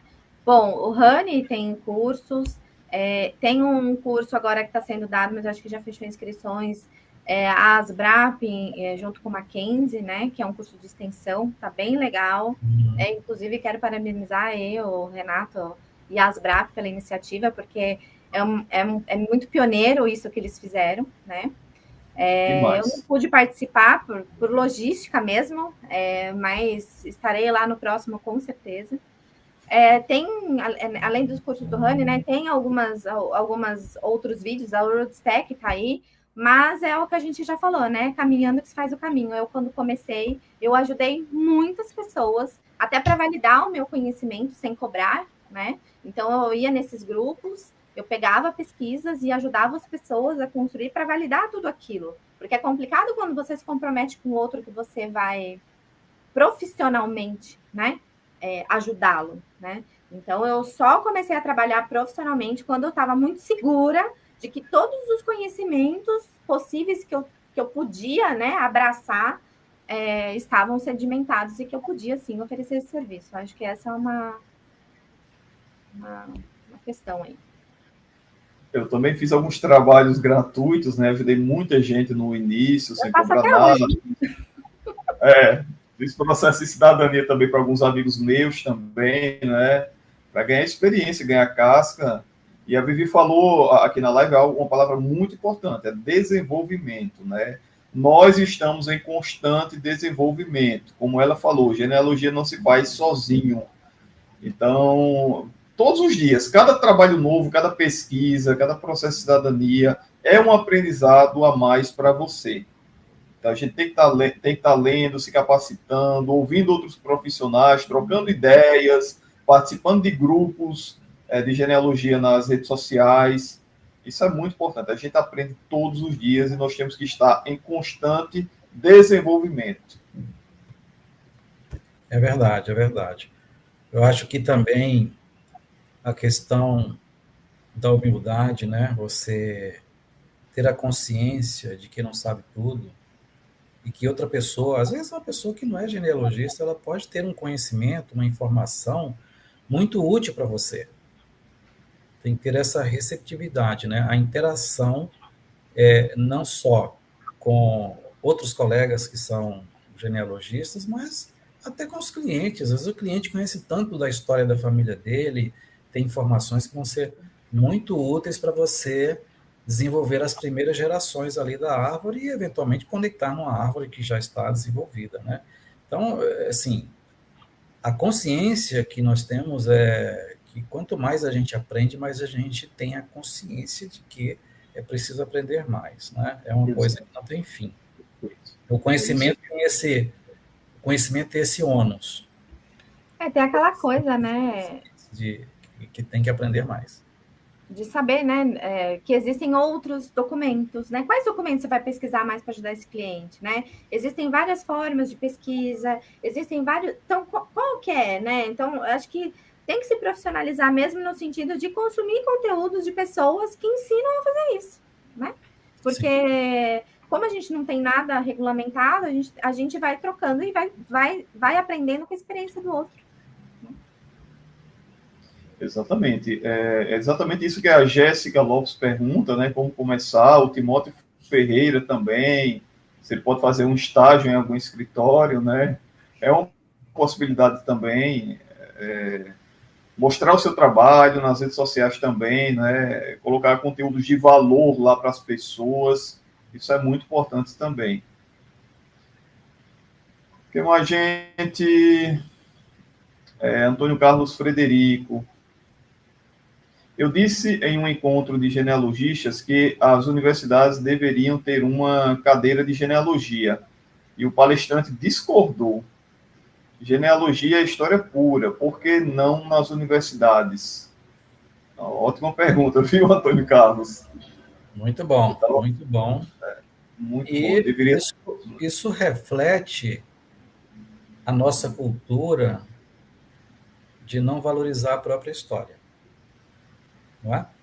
Quantos de nós conhecem um pouco da história do Brasil, Brasil colônia, Brasil império? Quantos de nós conhecem o que aconteceu lá do outro lado do mundo, no velho mundo, né? Espanha, Portugal, a questão da Inquisição, as diásporas. Então, a nossa história dos povos originários. Então, a nossa história ela é tão menosprezada pela maioria de nós brasileiros, o descaso com documentos históricos, com acervos genealógicos é tão grande, né? Que a gente chega a esse ponto de a pessoa achar que genealogia não é importante, não deve ser uma cadeira. Pelo contrário, genealogia deveria ser uma graduação, um bacharelado, e ter mestrados e doutorados, né? Como a gente tem em outros países. Estamos muito atrasados, muito mesmo, e eu acho que uma nova geração de genealogistas vai fazer muito bem ao país, né? Que novas pessoas se interessem, que fomentem, que participem de cursos de treinamento, seja de onde for, lives, Rootstech. Isso é importante, porque é essa onda que a gente pode gerar, né? Esse movimento que pode trazer um novo olhar para a nossa história, para a nossa ancestralidade.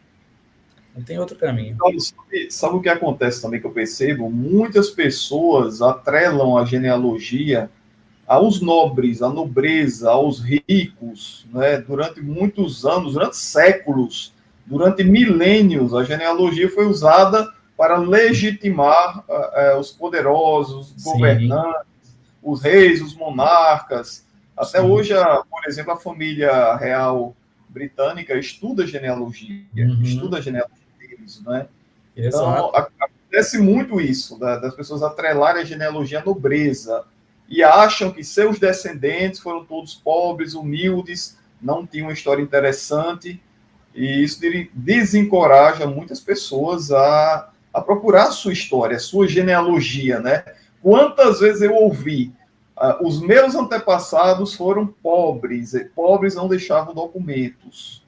Isso é um grande mito, não é bem assim que funciona, não. Eu costumo até citar o meu exemplo, os ramos mais desenvolvidos da minha árvore genealógica são as mais humildes, né, por incrível que pareça. Então, eu acho que acontece muito isso também, atrelado à questão universitária, né, do curso de genealogia. Essa mancha da nobreza, digamos assim. Sim. Rani, eu não fiz história, né? Acho que você pode dizer um pouco melhor. Mas aí eu voltaria à pergunta. Será que essa pessoa sabe o que é genealogia para falar que não merece uma cadeira? Será que ela sabe o nome dos bisavós? Com certeza não, com certeza não. Né? Então, é isso, falta o conhecimento do que é. E quando eu voltei da Rustec, eu já tinha essa vontade, né? Eu voltei com mais certeza ainda de que a gente precisa divulgar o que é isso. Sim. A gente se fecha um pouco aqui e a gente tem que abrir mais, a gente tem que falar, alcançar mais pessoas, porque isso é importante para nós, para cada um de vocês que estão aqui nos ouvindo, né? Perfeito. E essa missão não é só nossa, é de todos nós que estamos aqui nessa live hoje, que gostamos de genealogia, gostamos da família, né? É de todos nós. Não só dos profissionais. Samuel Souza pergunta se eu conheço algumas famílias lá de Catolé do Rocha, na Paraíba. Rodrigues Frazão, Correia de Oliveira, Bispo Maria, ou Bispo Vieira, ou Bispo Soares. Família Cavalcante de Martins, Cavalcante da Costa de Martins, Rio Grande do Norte, cidade serrana, aqui do Rio Grande do Norte. Samuel, já trabalhei com famílias de Catolé do Rocha, já fiz processos aí de cidadania portuguesa, de clientes dessa cidade, mas foi pela família Dantas, né, descendência do Junca Montezinho. Essas famílias específicas ainda não. Tem por exemplo, Cavalcante, né? Cavalcante da Costa da Costa, né? Que é o sobrenome. Martins, Rio Grande do Norte. Veja, a combinação do sobrenome e da região é um forte indício, tá? Ninguém pode garantir, como a gente já conversou hoje, mas é um forte indício. Se você né? Se você sente o cheiro, como alguém falou aqui, eu sinto o cheiro de sefardita. Se você sente o cheiro com Cavalcante e Rio Grande do Norte, é muito difícil. É esse sentido extra, né, Carlos? Então, se desenvolver por ali, é muito provável que você chegue a Brites Mendes. Gente, olha só que interessante. O pastor Livorno Botelho, né, tem uma árvore genealógica bem parecida com a minha. Ele é aqui da Paraíba, né, do Seridó da Paraíba, e ele fala, aliás, de Caicó, Rio Grande do Norte. E ele fala que descende do Vicente Anes Bicudo, e uma das ramificações da árvore genealógica deles. Eu sou daqui do Rio Grande do Norte e eu também descendo do Vicente Anes Bicudo, né, que é o pai do Antônio Bicudo Carneiro. Vocês verem a distância, né? O Antônio Carneiro Bicudo é um judeu de São Paulo, eu aqui no Rio Grande do Norte. Eu também sou, primo. Descendo do pai dele, né? Por uma das filhas, é uma irmã do Antônio Bicudo. Então, para vocês verem como vocês não devem ficar atrelados ao Estado. Eu moro no Rio Grande do Norte, eu tenho que descobrir um judeu que viveu aqui no Rio Grande do Norte na minha árvore genealógica. Não é assim que funciona, tá bom? Quando a gente imagina assim, né? Naquela época não tinha carro, né? não tinha avião, o povo ficava ali, todo mundo pertinho do outro, pequenas vilas, mas o que eu descobri, e vocês também descobriram, é que o povo andava, viu? O povo se movia bastante, procurando novas regiões, né, para agricultura, pecuária, etc. As próprias revoluções faziam com que as pessoas se deslocassem, né? E havia uma coisa chamada, que ainda hoje, chamada Rio São Francisco, né? Que pega lá de Alagoas, Pernambuco, desce e chega até Minas Gerais. Na verdade, ele nasce em Minas Gerais, já muito próximo de São Paulo. Então, ali era um corredor, né? As pessoas circulavam para cima e para baixo o tempo todo. Então, não se prendam. Às vezes, você vai encontrar um descendente de um judeu do Rio Grande do Norte, do Ceará, que deixou descendência lá no Rio Grande do Sul. Isso é possível. Exatamente, exatamente. É incrível. Assim, eu já encontrei Dantas, né, descendentes do Junca Montezinho. Os Dantas são daqui do Rio Grande do Norte, Paraíba, lá no Rio Grande do Sul, em Santa Catarina. É uma coisa impressionante. Não pode se prender apenas ao Estado. Não. Ok? O Horácio Saboia fala que tinha Brits Mendes e Vasconcelos na sua árvore genealógica. E algum abençoado mexeu e desvinculou. Pergunta se já aconteceu com a gente. Já aconteceu comigo. Já destruíram a árvore do Junca Montezinho uma vez, no Family Search. Eu fiquei possesso, assim, fiquei furioso. Fiz uma denúncia lá no Family Search, mandei mensagem lá para a ouvidoria do Family Search, e eles desmancharam lá esse atentado que cometeram lá na árvore do Junca Montezinho. Como o Family Search é uma árvore mundial, aberta, livre, né, comunitária, e todo mundo está lá desenvolvendo, profissionais, iniciantes e tudo. Então, ela tem os benefícios de você, por exemplo, chegar lá cadastrar o seu trisavô e conectar a uma árvore que já foi desenvolvida e que alguém levou anos, né, para fazer aquele trabalho, como também tem o outro lado, que a pessoa inexperiente faz um cadastro incorreto, não leu ou não entendeu paleograficamente aquele documento e achou que era um ancestral dele. E há também o vandalismo. Isso, infelizmente, há pessoas que vão lá, modificam o perfil, trocam o pai ou a mãe e bagunçam a coisa, né?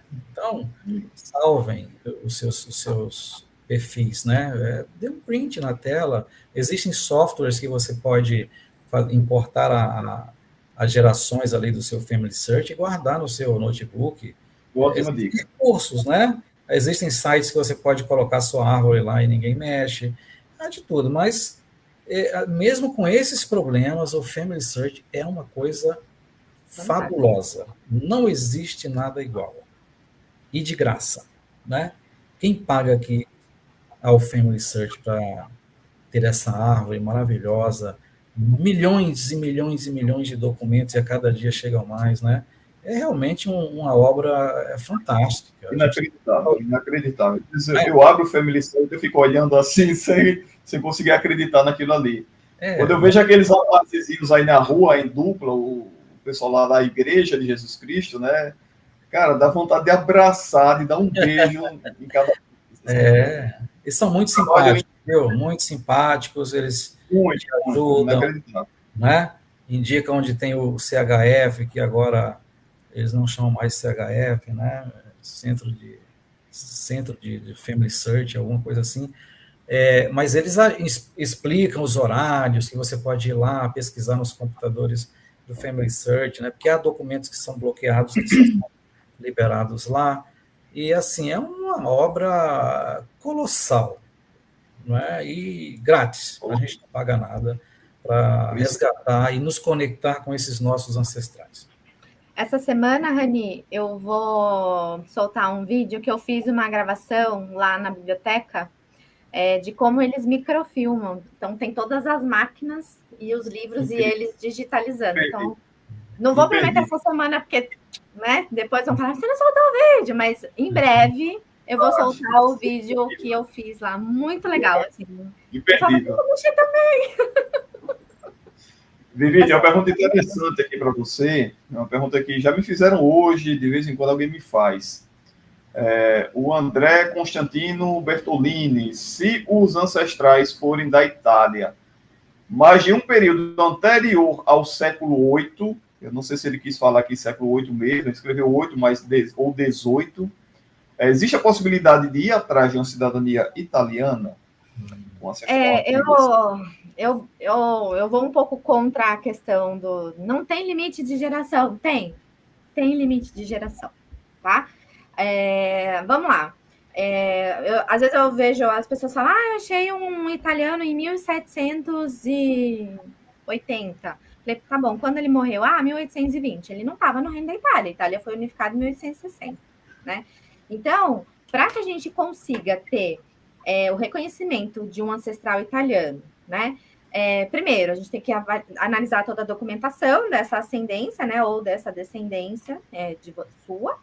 E o italiano precisa estar vivo em 1860. Se ele morreu em 1857, ele não morava no Reino da Itália.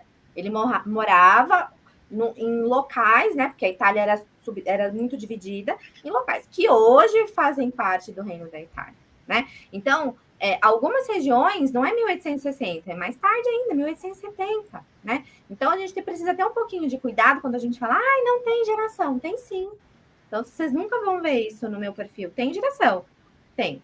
Então, eu recebo muito, Rani, é muito comum mesmo. Eu achei lá em 1750, eu quero tirar minha nacionalidade de italiano. Não dá, porque ele não era italiano, né? Então, é isso, Rani. Eu preciso entender as datas aí, o século VIII, né? Não. Aí eu já respondi.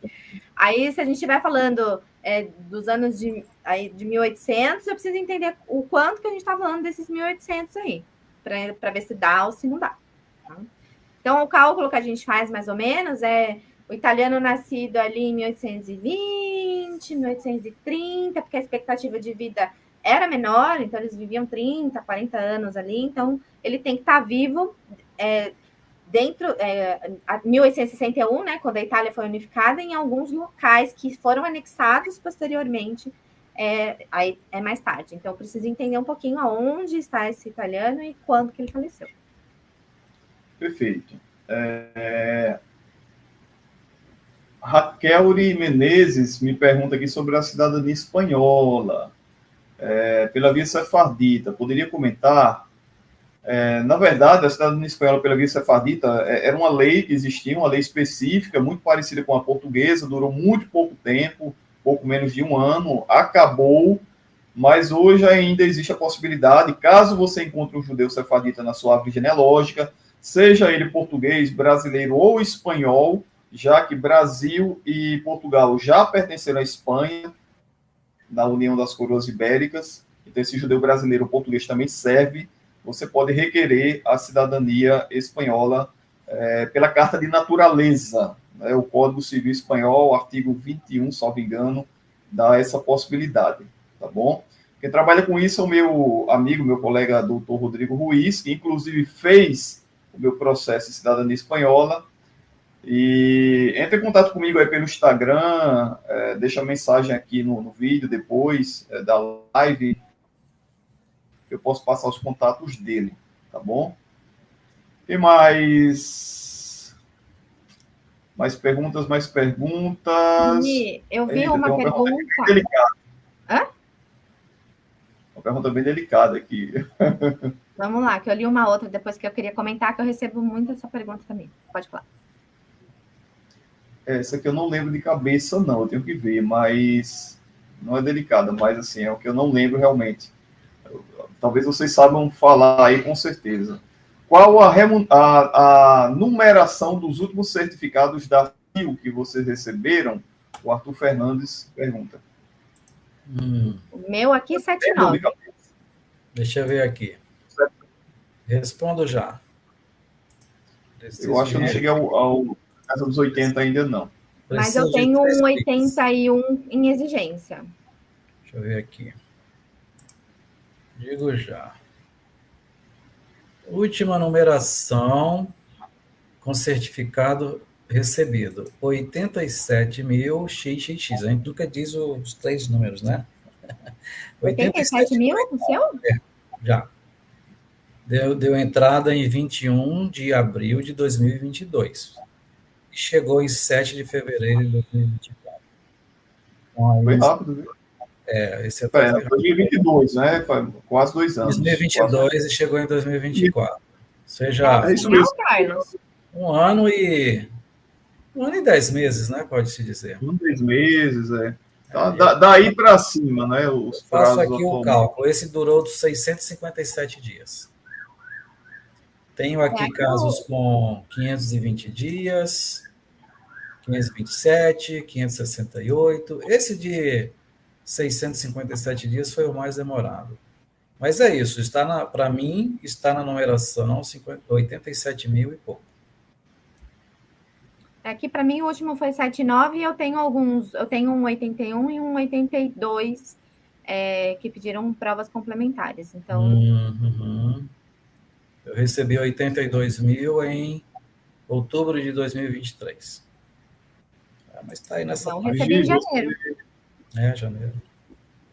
É que vai dar na lista, né? Vai na mesa do analista. Tem analista que é mais rápido. Isso, e tem analista, por exemplo, tem analista que a gente responde, daqui a um mês ele vem ou com o certificado ou com mais outra pergunta. Tem analista que demora 4 meses. É isso mesmo. Exato. Exatamente. Isso, você leu uma pergunta aí de alguém? Eu vi que é uma pergunta que me fizeram hoje no Instagram, que é como que a gente faz a questão da remuneração, né, do trabalho de genealogia. E aí eu falo que isso é contabilidade, né? São cursos de administração, porque cada um tem um custo operacional. Então, por exemplo, você vai trabalhar sozinha, você vai ter funcionários, você vai trabalhar quantas horas, você vai usar a internet, quanto custa a sua internet, então você vai ter um escritório. Então, acho que cada um tem um custo, e aí é questão de fazer, né? Aquelas contas básicas, né? De administração e custos fixos, né? Custos fixos, o quanto você quer tirar de salário, e aí fazer essa conta aí para quanto vale a sua hora. Então, aí, conforme você vai caminhando, você sabe que naquela pesquisa você vai trabalhar, sei lá, 10 horas. Então, se a sua hora custa X, 10 horas de pesquisa vai custar tanto, né? Então, é mais ou menos isso. Então, é difícil a gente falar como que faz a precificação, porque cada um tem seus custos, né? Seus parâmetros, né? E uma coisa importante também, por exemplo, na preparação do estudo genealógico, entra a questão da complexidade, tá? Às vezes você faz um estudo genealógico mais tranquilo, mas há estudos genealógicos, como nós já fizemos aqui, com 5, 8, 10 inventários, cada inventário com dezenas e dezenas de páginas para você ler, estudar, separar as partes, intercalar tudo, encontrar as provas. Então, o relatório fica muito trabalhoso, muito grande, às vezes pode chegar a 150 páginas ou mais. E isso, claro, você tem que refletir nos seus honorários, né? Você não vai fazer um trabalho que você gasta, sei lá, 100 horas para fazer, pelo mesmo valor que você faz por 50 horas, 40 horas, né? Tem que ser justo aí nesse caso. Tá? Exatamente. Ô, Rani, outra coisa que eu gostaria de complementar também é que para quem está começando a trabalhar com isso ou vai iniciar, entender também que você não precisa ser 100% produtivo. Que a gente tem essa coisa de que, não, eu preciso fazer, eu preciso entregar. E como o Carlos falou, às vezes o Wi-Fi não está ligado, você está com outras coisas na cabeça e a gente precisa estar mergulhado dentro daquilo para conseguir desenvolver, né? Então, reconhecer que aquele dia você não está produtivo, né? Então, o que você tem para fazer? Tem outras coisas que você pode fazer para adiantar alguma outra parte do trabalho, sem ser a parte ali de intelectual, né, da coisa. Então, isso eu gosto muito de falar, porque eu demorei para conseguir incorporar isso, porque eu achava que eu tinha que ser 100% produtiva. E tem dia que o Wi-Fi não liga. Você fala, eu preciso, o negócio está ali, o negócio não vai. Aí você dá uma descansada, você dá uma distraída, o Wi-Fi volta, o sinal volta, e fala, agora eu volto. né? Sabe o que é que eu faço? Quando eu estou estressado aqui, a mente está travada, eu não estou conseguindo avançar, eu vou brincar com meu cachorro. Passo meia horinha lá brincando com ele, me divertindo, aí volto com a mente leve para... Eu tomo um café, vou comer um chocolate para dar uma... né? Cada um vai encontrar, né, o seu meio de descansar um pouco. A mente, o cérebro é assim, a gente não pode ficar forçando o tempo todo. É a mesma coisa quando a gente está pesquisando a própria árvore genealógica, que chega lá num ramo e fica batendo cabeça e só pesquisa. Não, descanse, vá para outro ramo, outra família, que você até vai ter alguma facilidade de achar uns documentos. Isso vai te dar um impulso, né? Quando a gente consegue resolver uma coisa, consegue ser bem-sucedido no ramo, isso mostra, dá aquela confiança. Bom, agora eu sou capaz de ir para o outro lado também e avançar, né? Então, descanse, faça pausas. No caso, quem trabalha no dia a dia fazendo pesquisas ou relatórios também precisa parar, né? Ninguém é super-homem ou super-mulher, a gente tem que reconhecer. E outra coisa importante, quando eu estou finalizando meus processos, quando eu estou para enviar para a CIL, uma coisa que eu aprendi com o Rodrigo Ruiz, eu não trabalho quando eu estou muito cansado, quando a mente está muito cansada, eu não trabalho, porque eu posso cometer um erro que pode ser um erro importante. Então, eu não faço isso. Quando eu estou muito exausto, não estou conseguindo me concentrar, estou com muito sono, eu encerro e continuo no dia seguinte, para não cometer erros. Isso. Esses erros podem até te ocasionar prejuízos financeiros. Sim. Se você erra, por exemplo, está preenchendo o formulário online lá da CIL, você erra o nome do cliente, o cliente vai ter que pagar para refazer o formulário, aliás, o certificado, vai ter que emitir um novo certificado e vai te cobrar por isso. Então não vale a pena trabalhar até a exaustão. Né? Isso aí. O Tiago Lira pergunta se eu sei alguma coisa sobre os Britos e Liras da Paraíba, região do Brejo Paraibano. Os Britos, tem muitos Britos que são descendentes de judeus aqui no Seridó, que é uma região vizinha ao Brejo, né, paraibano. Eu tinha um amigo da faculdade, né, que naquela época eu nem pensava muito em genealogia, mas ele falava que os Britos eram um sobrenome judeu, que vinha de Briques, se eu não me engano, enfim. Vale a pena você investigar mais. E os Liras, Carlos, eu acho que tem um dos volumes, né, da Borges da Fonseca sobre eles, Os né? Liras é um dos volumes do Cândido Corem de Lima, né? Então, os Liras, com certeza, se é dessa região, tem grande chance, né? A gente não pode garantir 100%, porque pode acontecer de uma família, lá no passado, ter colocado um sobrenome em homenagem a alguém, por exemplo, né? Padrinho, o padrinho era Lira, bonitinho, vou agradá-lo aqui e vou colocar Lira. Às vezes acontece de um sobrenome da família nascer dessa forma, tá? Do nada, é Ferreira, Cordeiro, de repente vira Lira.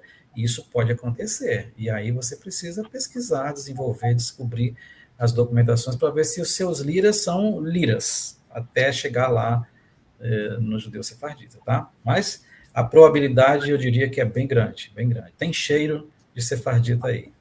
Tem cheiro de Rui Capão aí. Tem Borges da Fonseca na internet, que deve ser bem útil para você. O Timóteo Ferreira, sabe de alguma literatura para pesquisa sobre os Catão Laje de Minas Gerais e Oliveira Dorta de São Paulo? Vocês já cruzaram com essas duas famílias? Os Dortas são interessantes, Rani. Catão não, mas Oliveira aqui em São Paulo costuma. Oliveira, né? Dorta é uma boa... Agora, de literatura, assim, eu não sei se na genealogia paulistana pode ser que tenha alguma coisa. Não sei qual capítulo agora, porque são muitos, mas eu já esbarrei, já. Uhum. Perfeito. O Rodster Boa noite. Você sabe informar a origem do sobrenome Guedelha, do estado do Maranhão? Não, eu não sei. Nunca trabalhei com essa família lá no Maranhão, não. Guedelha. Não. Sinceramente, é a primeira vez que eu estou ouvindo falar nela. Gente, é isso. Nós já estamos aí com quase 2 horas de live. Quem tiver mais perguntas para fazer, pode mandar para as nossas redes sociais aí. Eu vou deixar os contatos do Carlos e da Vivi aqui abaixo, na descrição do vídeo. Tem o meu Instagram também, vocês podem mandar mensagens por lá, né? O e-mail também, pelo meu e-mail, genealogiaparaniciantespro@gmail.com.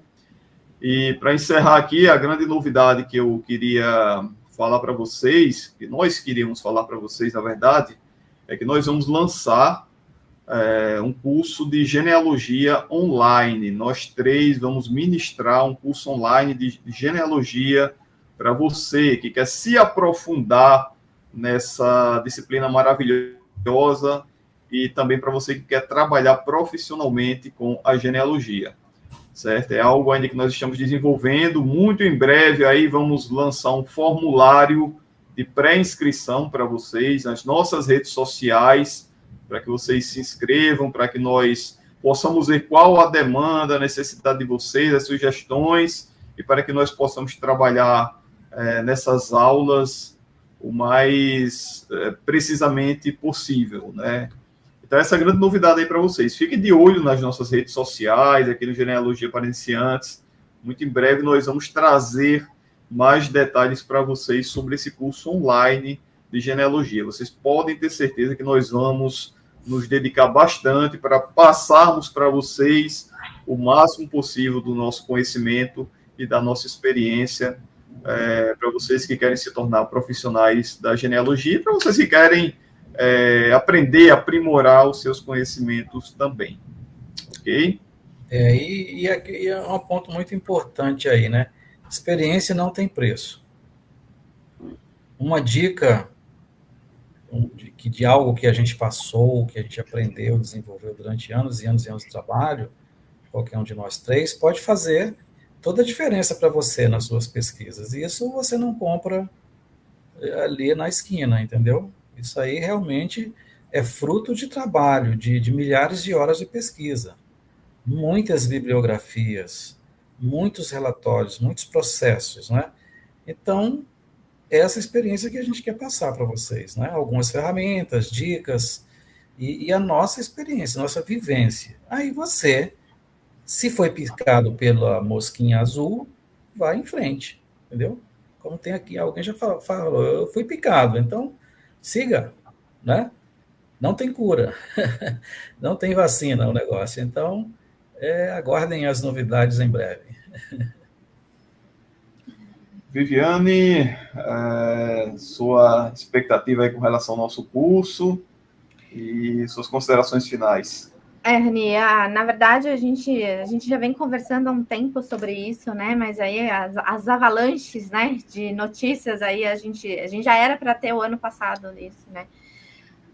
A minha expectativa em relação a isso é justamente ajudar essas pessoas que eu estou vendo, né? A questão de precificação, vamos ajudar, vamos estar perto para ajudar. Qual a metodologia que eu uso? Qual a metodologia que o Carlos usa? Qual a metodologia que o Rani usa? Então, na verdade, a gente vai fazer uma troca e vai chegar num consenso. O que é melhor para você, né? Você sabe quais são as etapas de uma pesquisa, né? Quais são as fontes? Onde você encontra as fontes? A gente dá várias informações aqui. Mas como que você faz, de fato, para chegar nessa fonte, né? Então, a gente quer mesmo traçar um caminho, né, para que você percorra esse caminho com mais consciência e já experimentando, né, e já ficando esperto, podemos assim dizer, com as nossas experiências, porque a gente tropeçou, a gente caiu, a gente teve que voltar. Então, assim, vocês já vão ter essa vivência da nossa história, da nossa caminhada, para se inspirar, né? Para conhecer e falar, não, aqui eu lembro que ouvi lá falando que é melhor, não, melhor eu, né? Então, acho que faltou isso para mim, né? Eu tive, depois de um bom tempo que eu tive contato com outros, inclusive, que eram mormons, né? Que me ajudaram nessa caminhada, e eu queria retribuir, porque eu fui treinada por um deles e eles não me cobraram, né? Eles se doaram para isso e hoje eu continuo ajudando as pessoas. Eu tenho uma empresa, né? Lógico, eu trabalho com isso, eu vivo disso, né? Mas tem algumas outras pessoas que sim, eu ajudo também. Às vezes as pessoas nem sabem que sou eu, né? Então, eu quero que vocês consigam um dia eu participar de uma live de vocês, né? Para aprender com vocês um pouquinho da experiência de vocês. Essa é a minha expectativa, que a gente consiga inspirar e espalhar a genealogia para mais pessoas. Carlos, suas considerações finais. É isso mesmo, né? Eu acho que vai ser muito importante, muito útil, até mesmo se a pessoa não quiser entrar no mercado de trabalho como genealogista ou como pesquisadora, né? Mas ela vai aprender dicas importantes, ferramentas, técnicas para pesquisar a sua família e ajudar também outras pessoas, né? Às vezes o irmão, o primo, um parente, né, que quer desenvolver a sua árvore, um amigo, acontece muito. E é uma oportunidade muito grande de aprender mais e trocar, né, experiências, porque, na verdade, todos nós somos alunos, somos eternos aprendizes, né? Todos nós estamos fazendo o vestibular da vida. Então, a gente passa para vocês a experiência, mas com certeza a gente vai aprender com vocês também. Isso, e o mercado está aí, né? O mercado está impressionante a quantidade de pessoas, eu repito, né, que estão procurando por genealogistas, por esse tipo de profissional. É um mercado em franca expansão, há muitos poucos profissionais no Brasil hoje, e pode ser uma grande oportunidade na sua vida, de mudar de profissão ou trabalhar numa profissão apaixonante como é a genealogia, uma profissão muito nobre, na verdade, né, que você está resgatando a memória dos antepassados, construindo histórias de família e também, quem sabe, dando oportunidade aí de pessoas viverem em outros países, terem oportunidades melhores de vida. Enfim, é um leque de oportunidades que a genealogia abre para todos nós, nesse mercado, repito, em franca expansão. Tá bom, gente? Gostaria de agradecer mais uma vez a Viviane Pompeu, ao Carlos Lemos, aqui, que já são de casa, o canal é de vocês também. Muito obrigado por mais essa live super interessante, esclarecedora. Aprendo muito com vocês dois.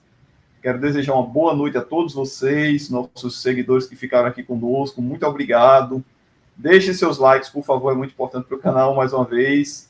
Fiquem todos com Deus. Um forte abraço a todos e até a nossa próxima live, os nossos próximos vídeos aqui no Genealogia para Iniciantes. Um abraço. Obrigado, pessoal. Obrigado aí pelo prestígio, né? Nos prestigiar assistindo essas 2 horas aí, né? Plena quarta-feira. Gostamos muito de falar com vocês, nós três, de coração, realmente, o que a gente fala aqui, e sempre com ética, né?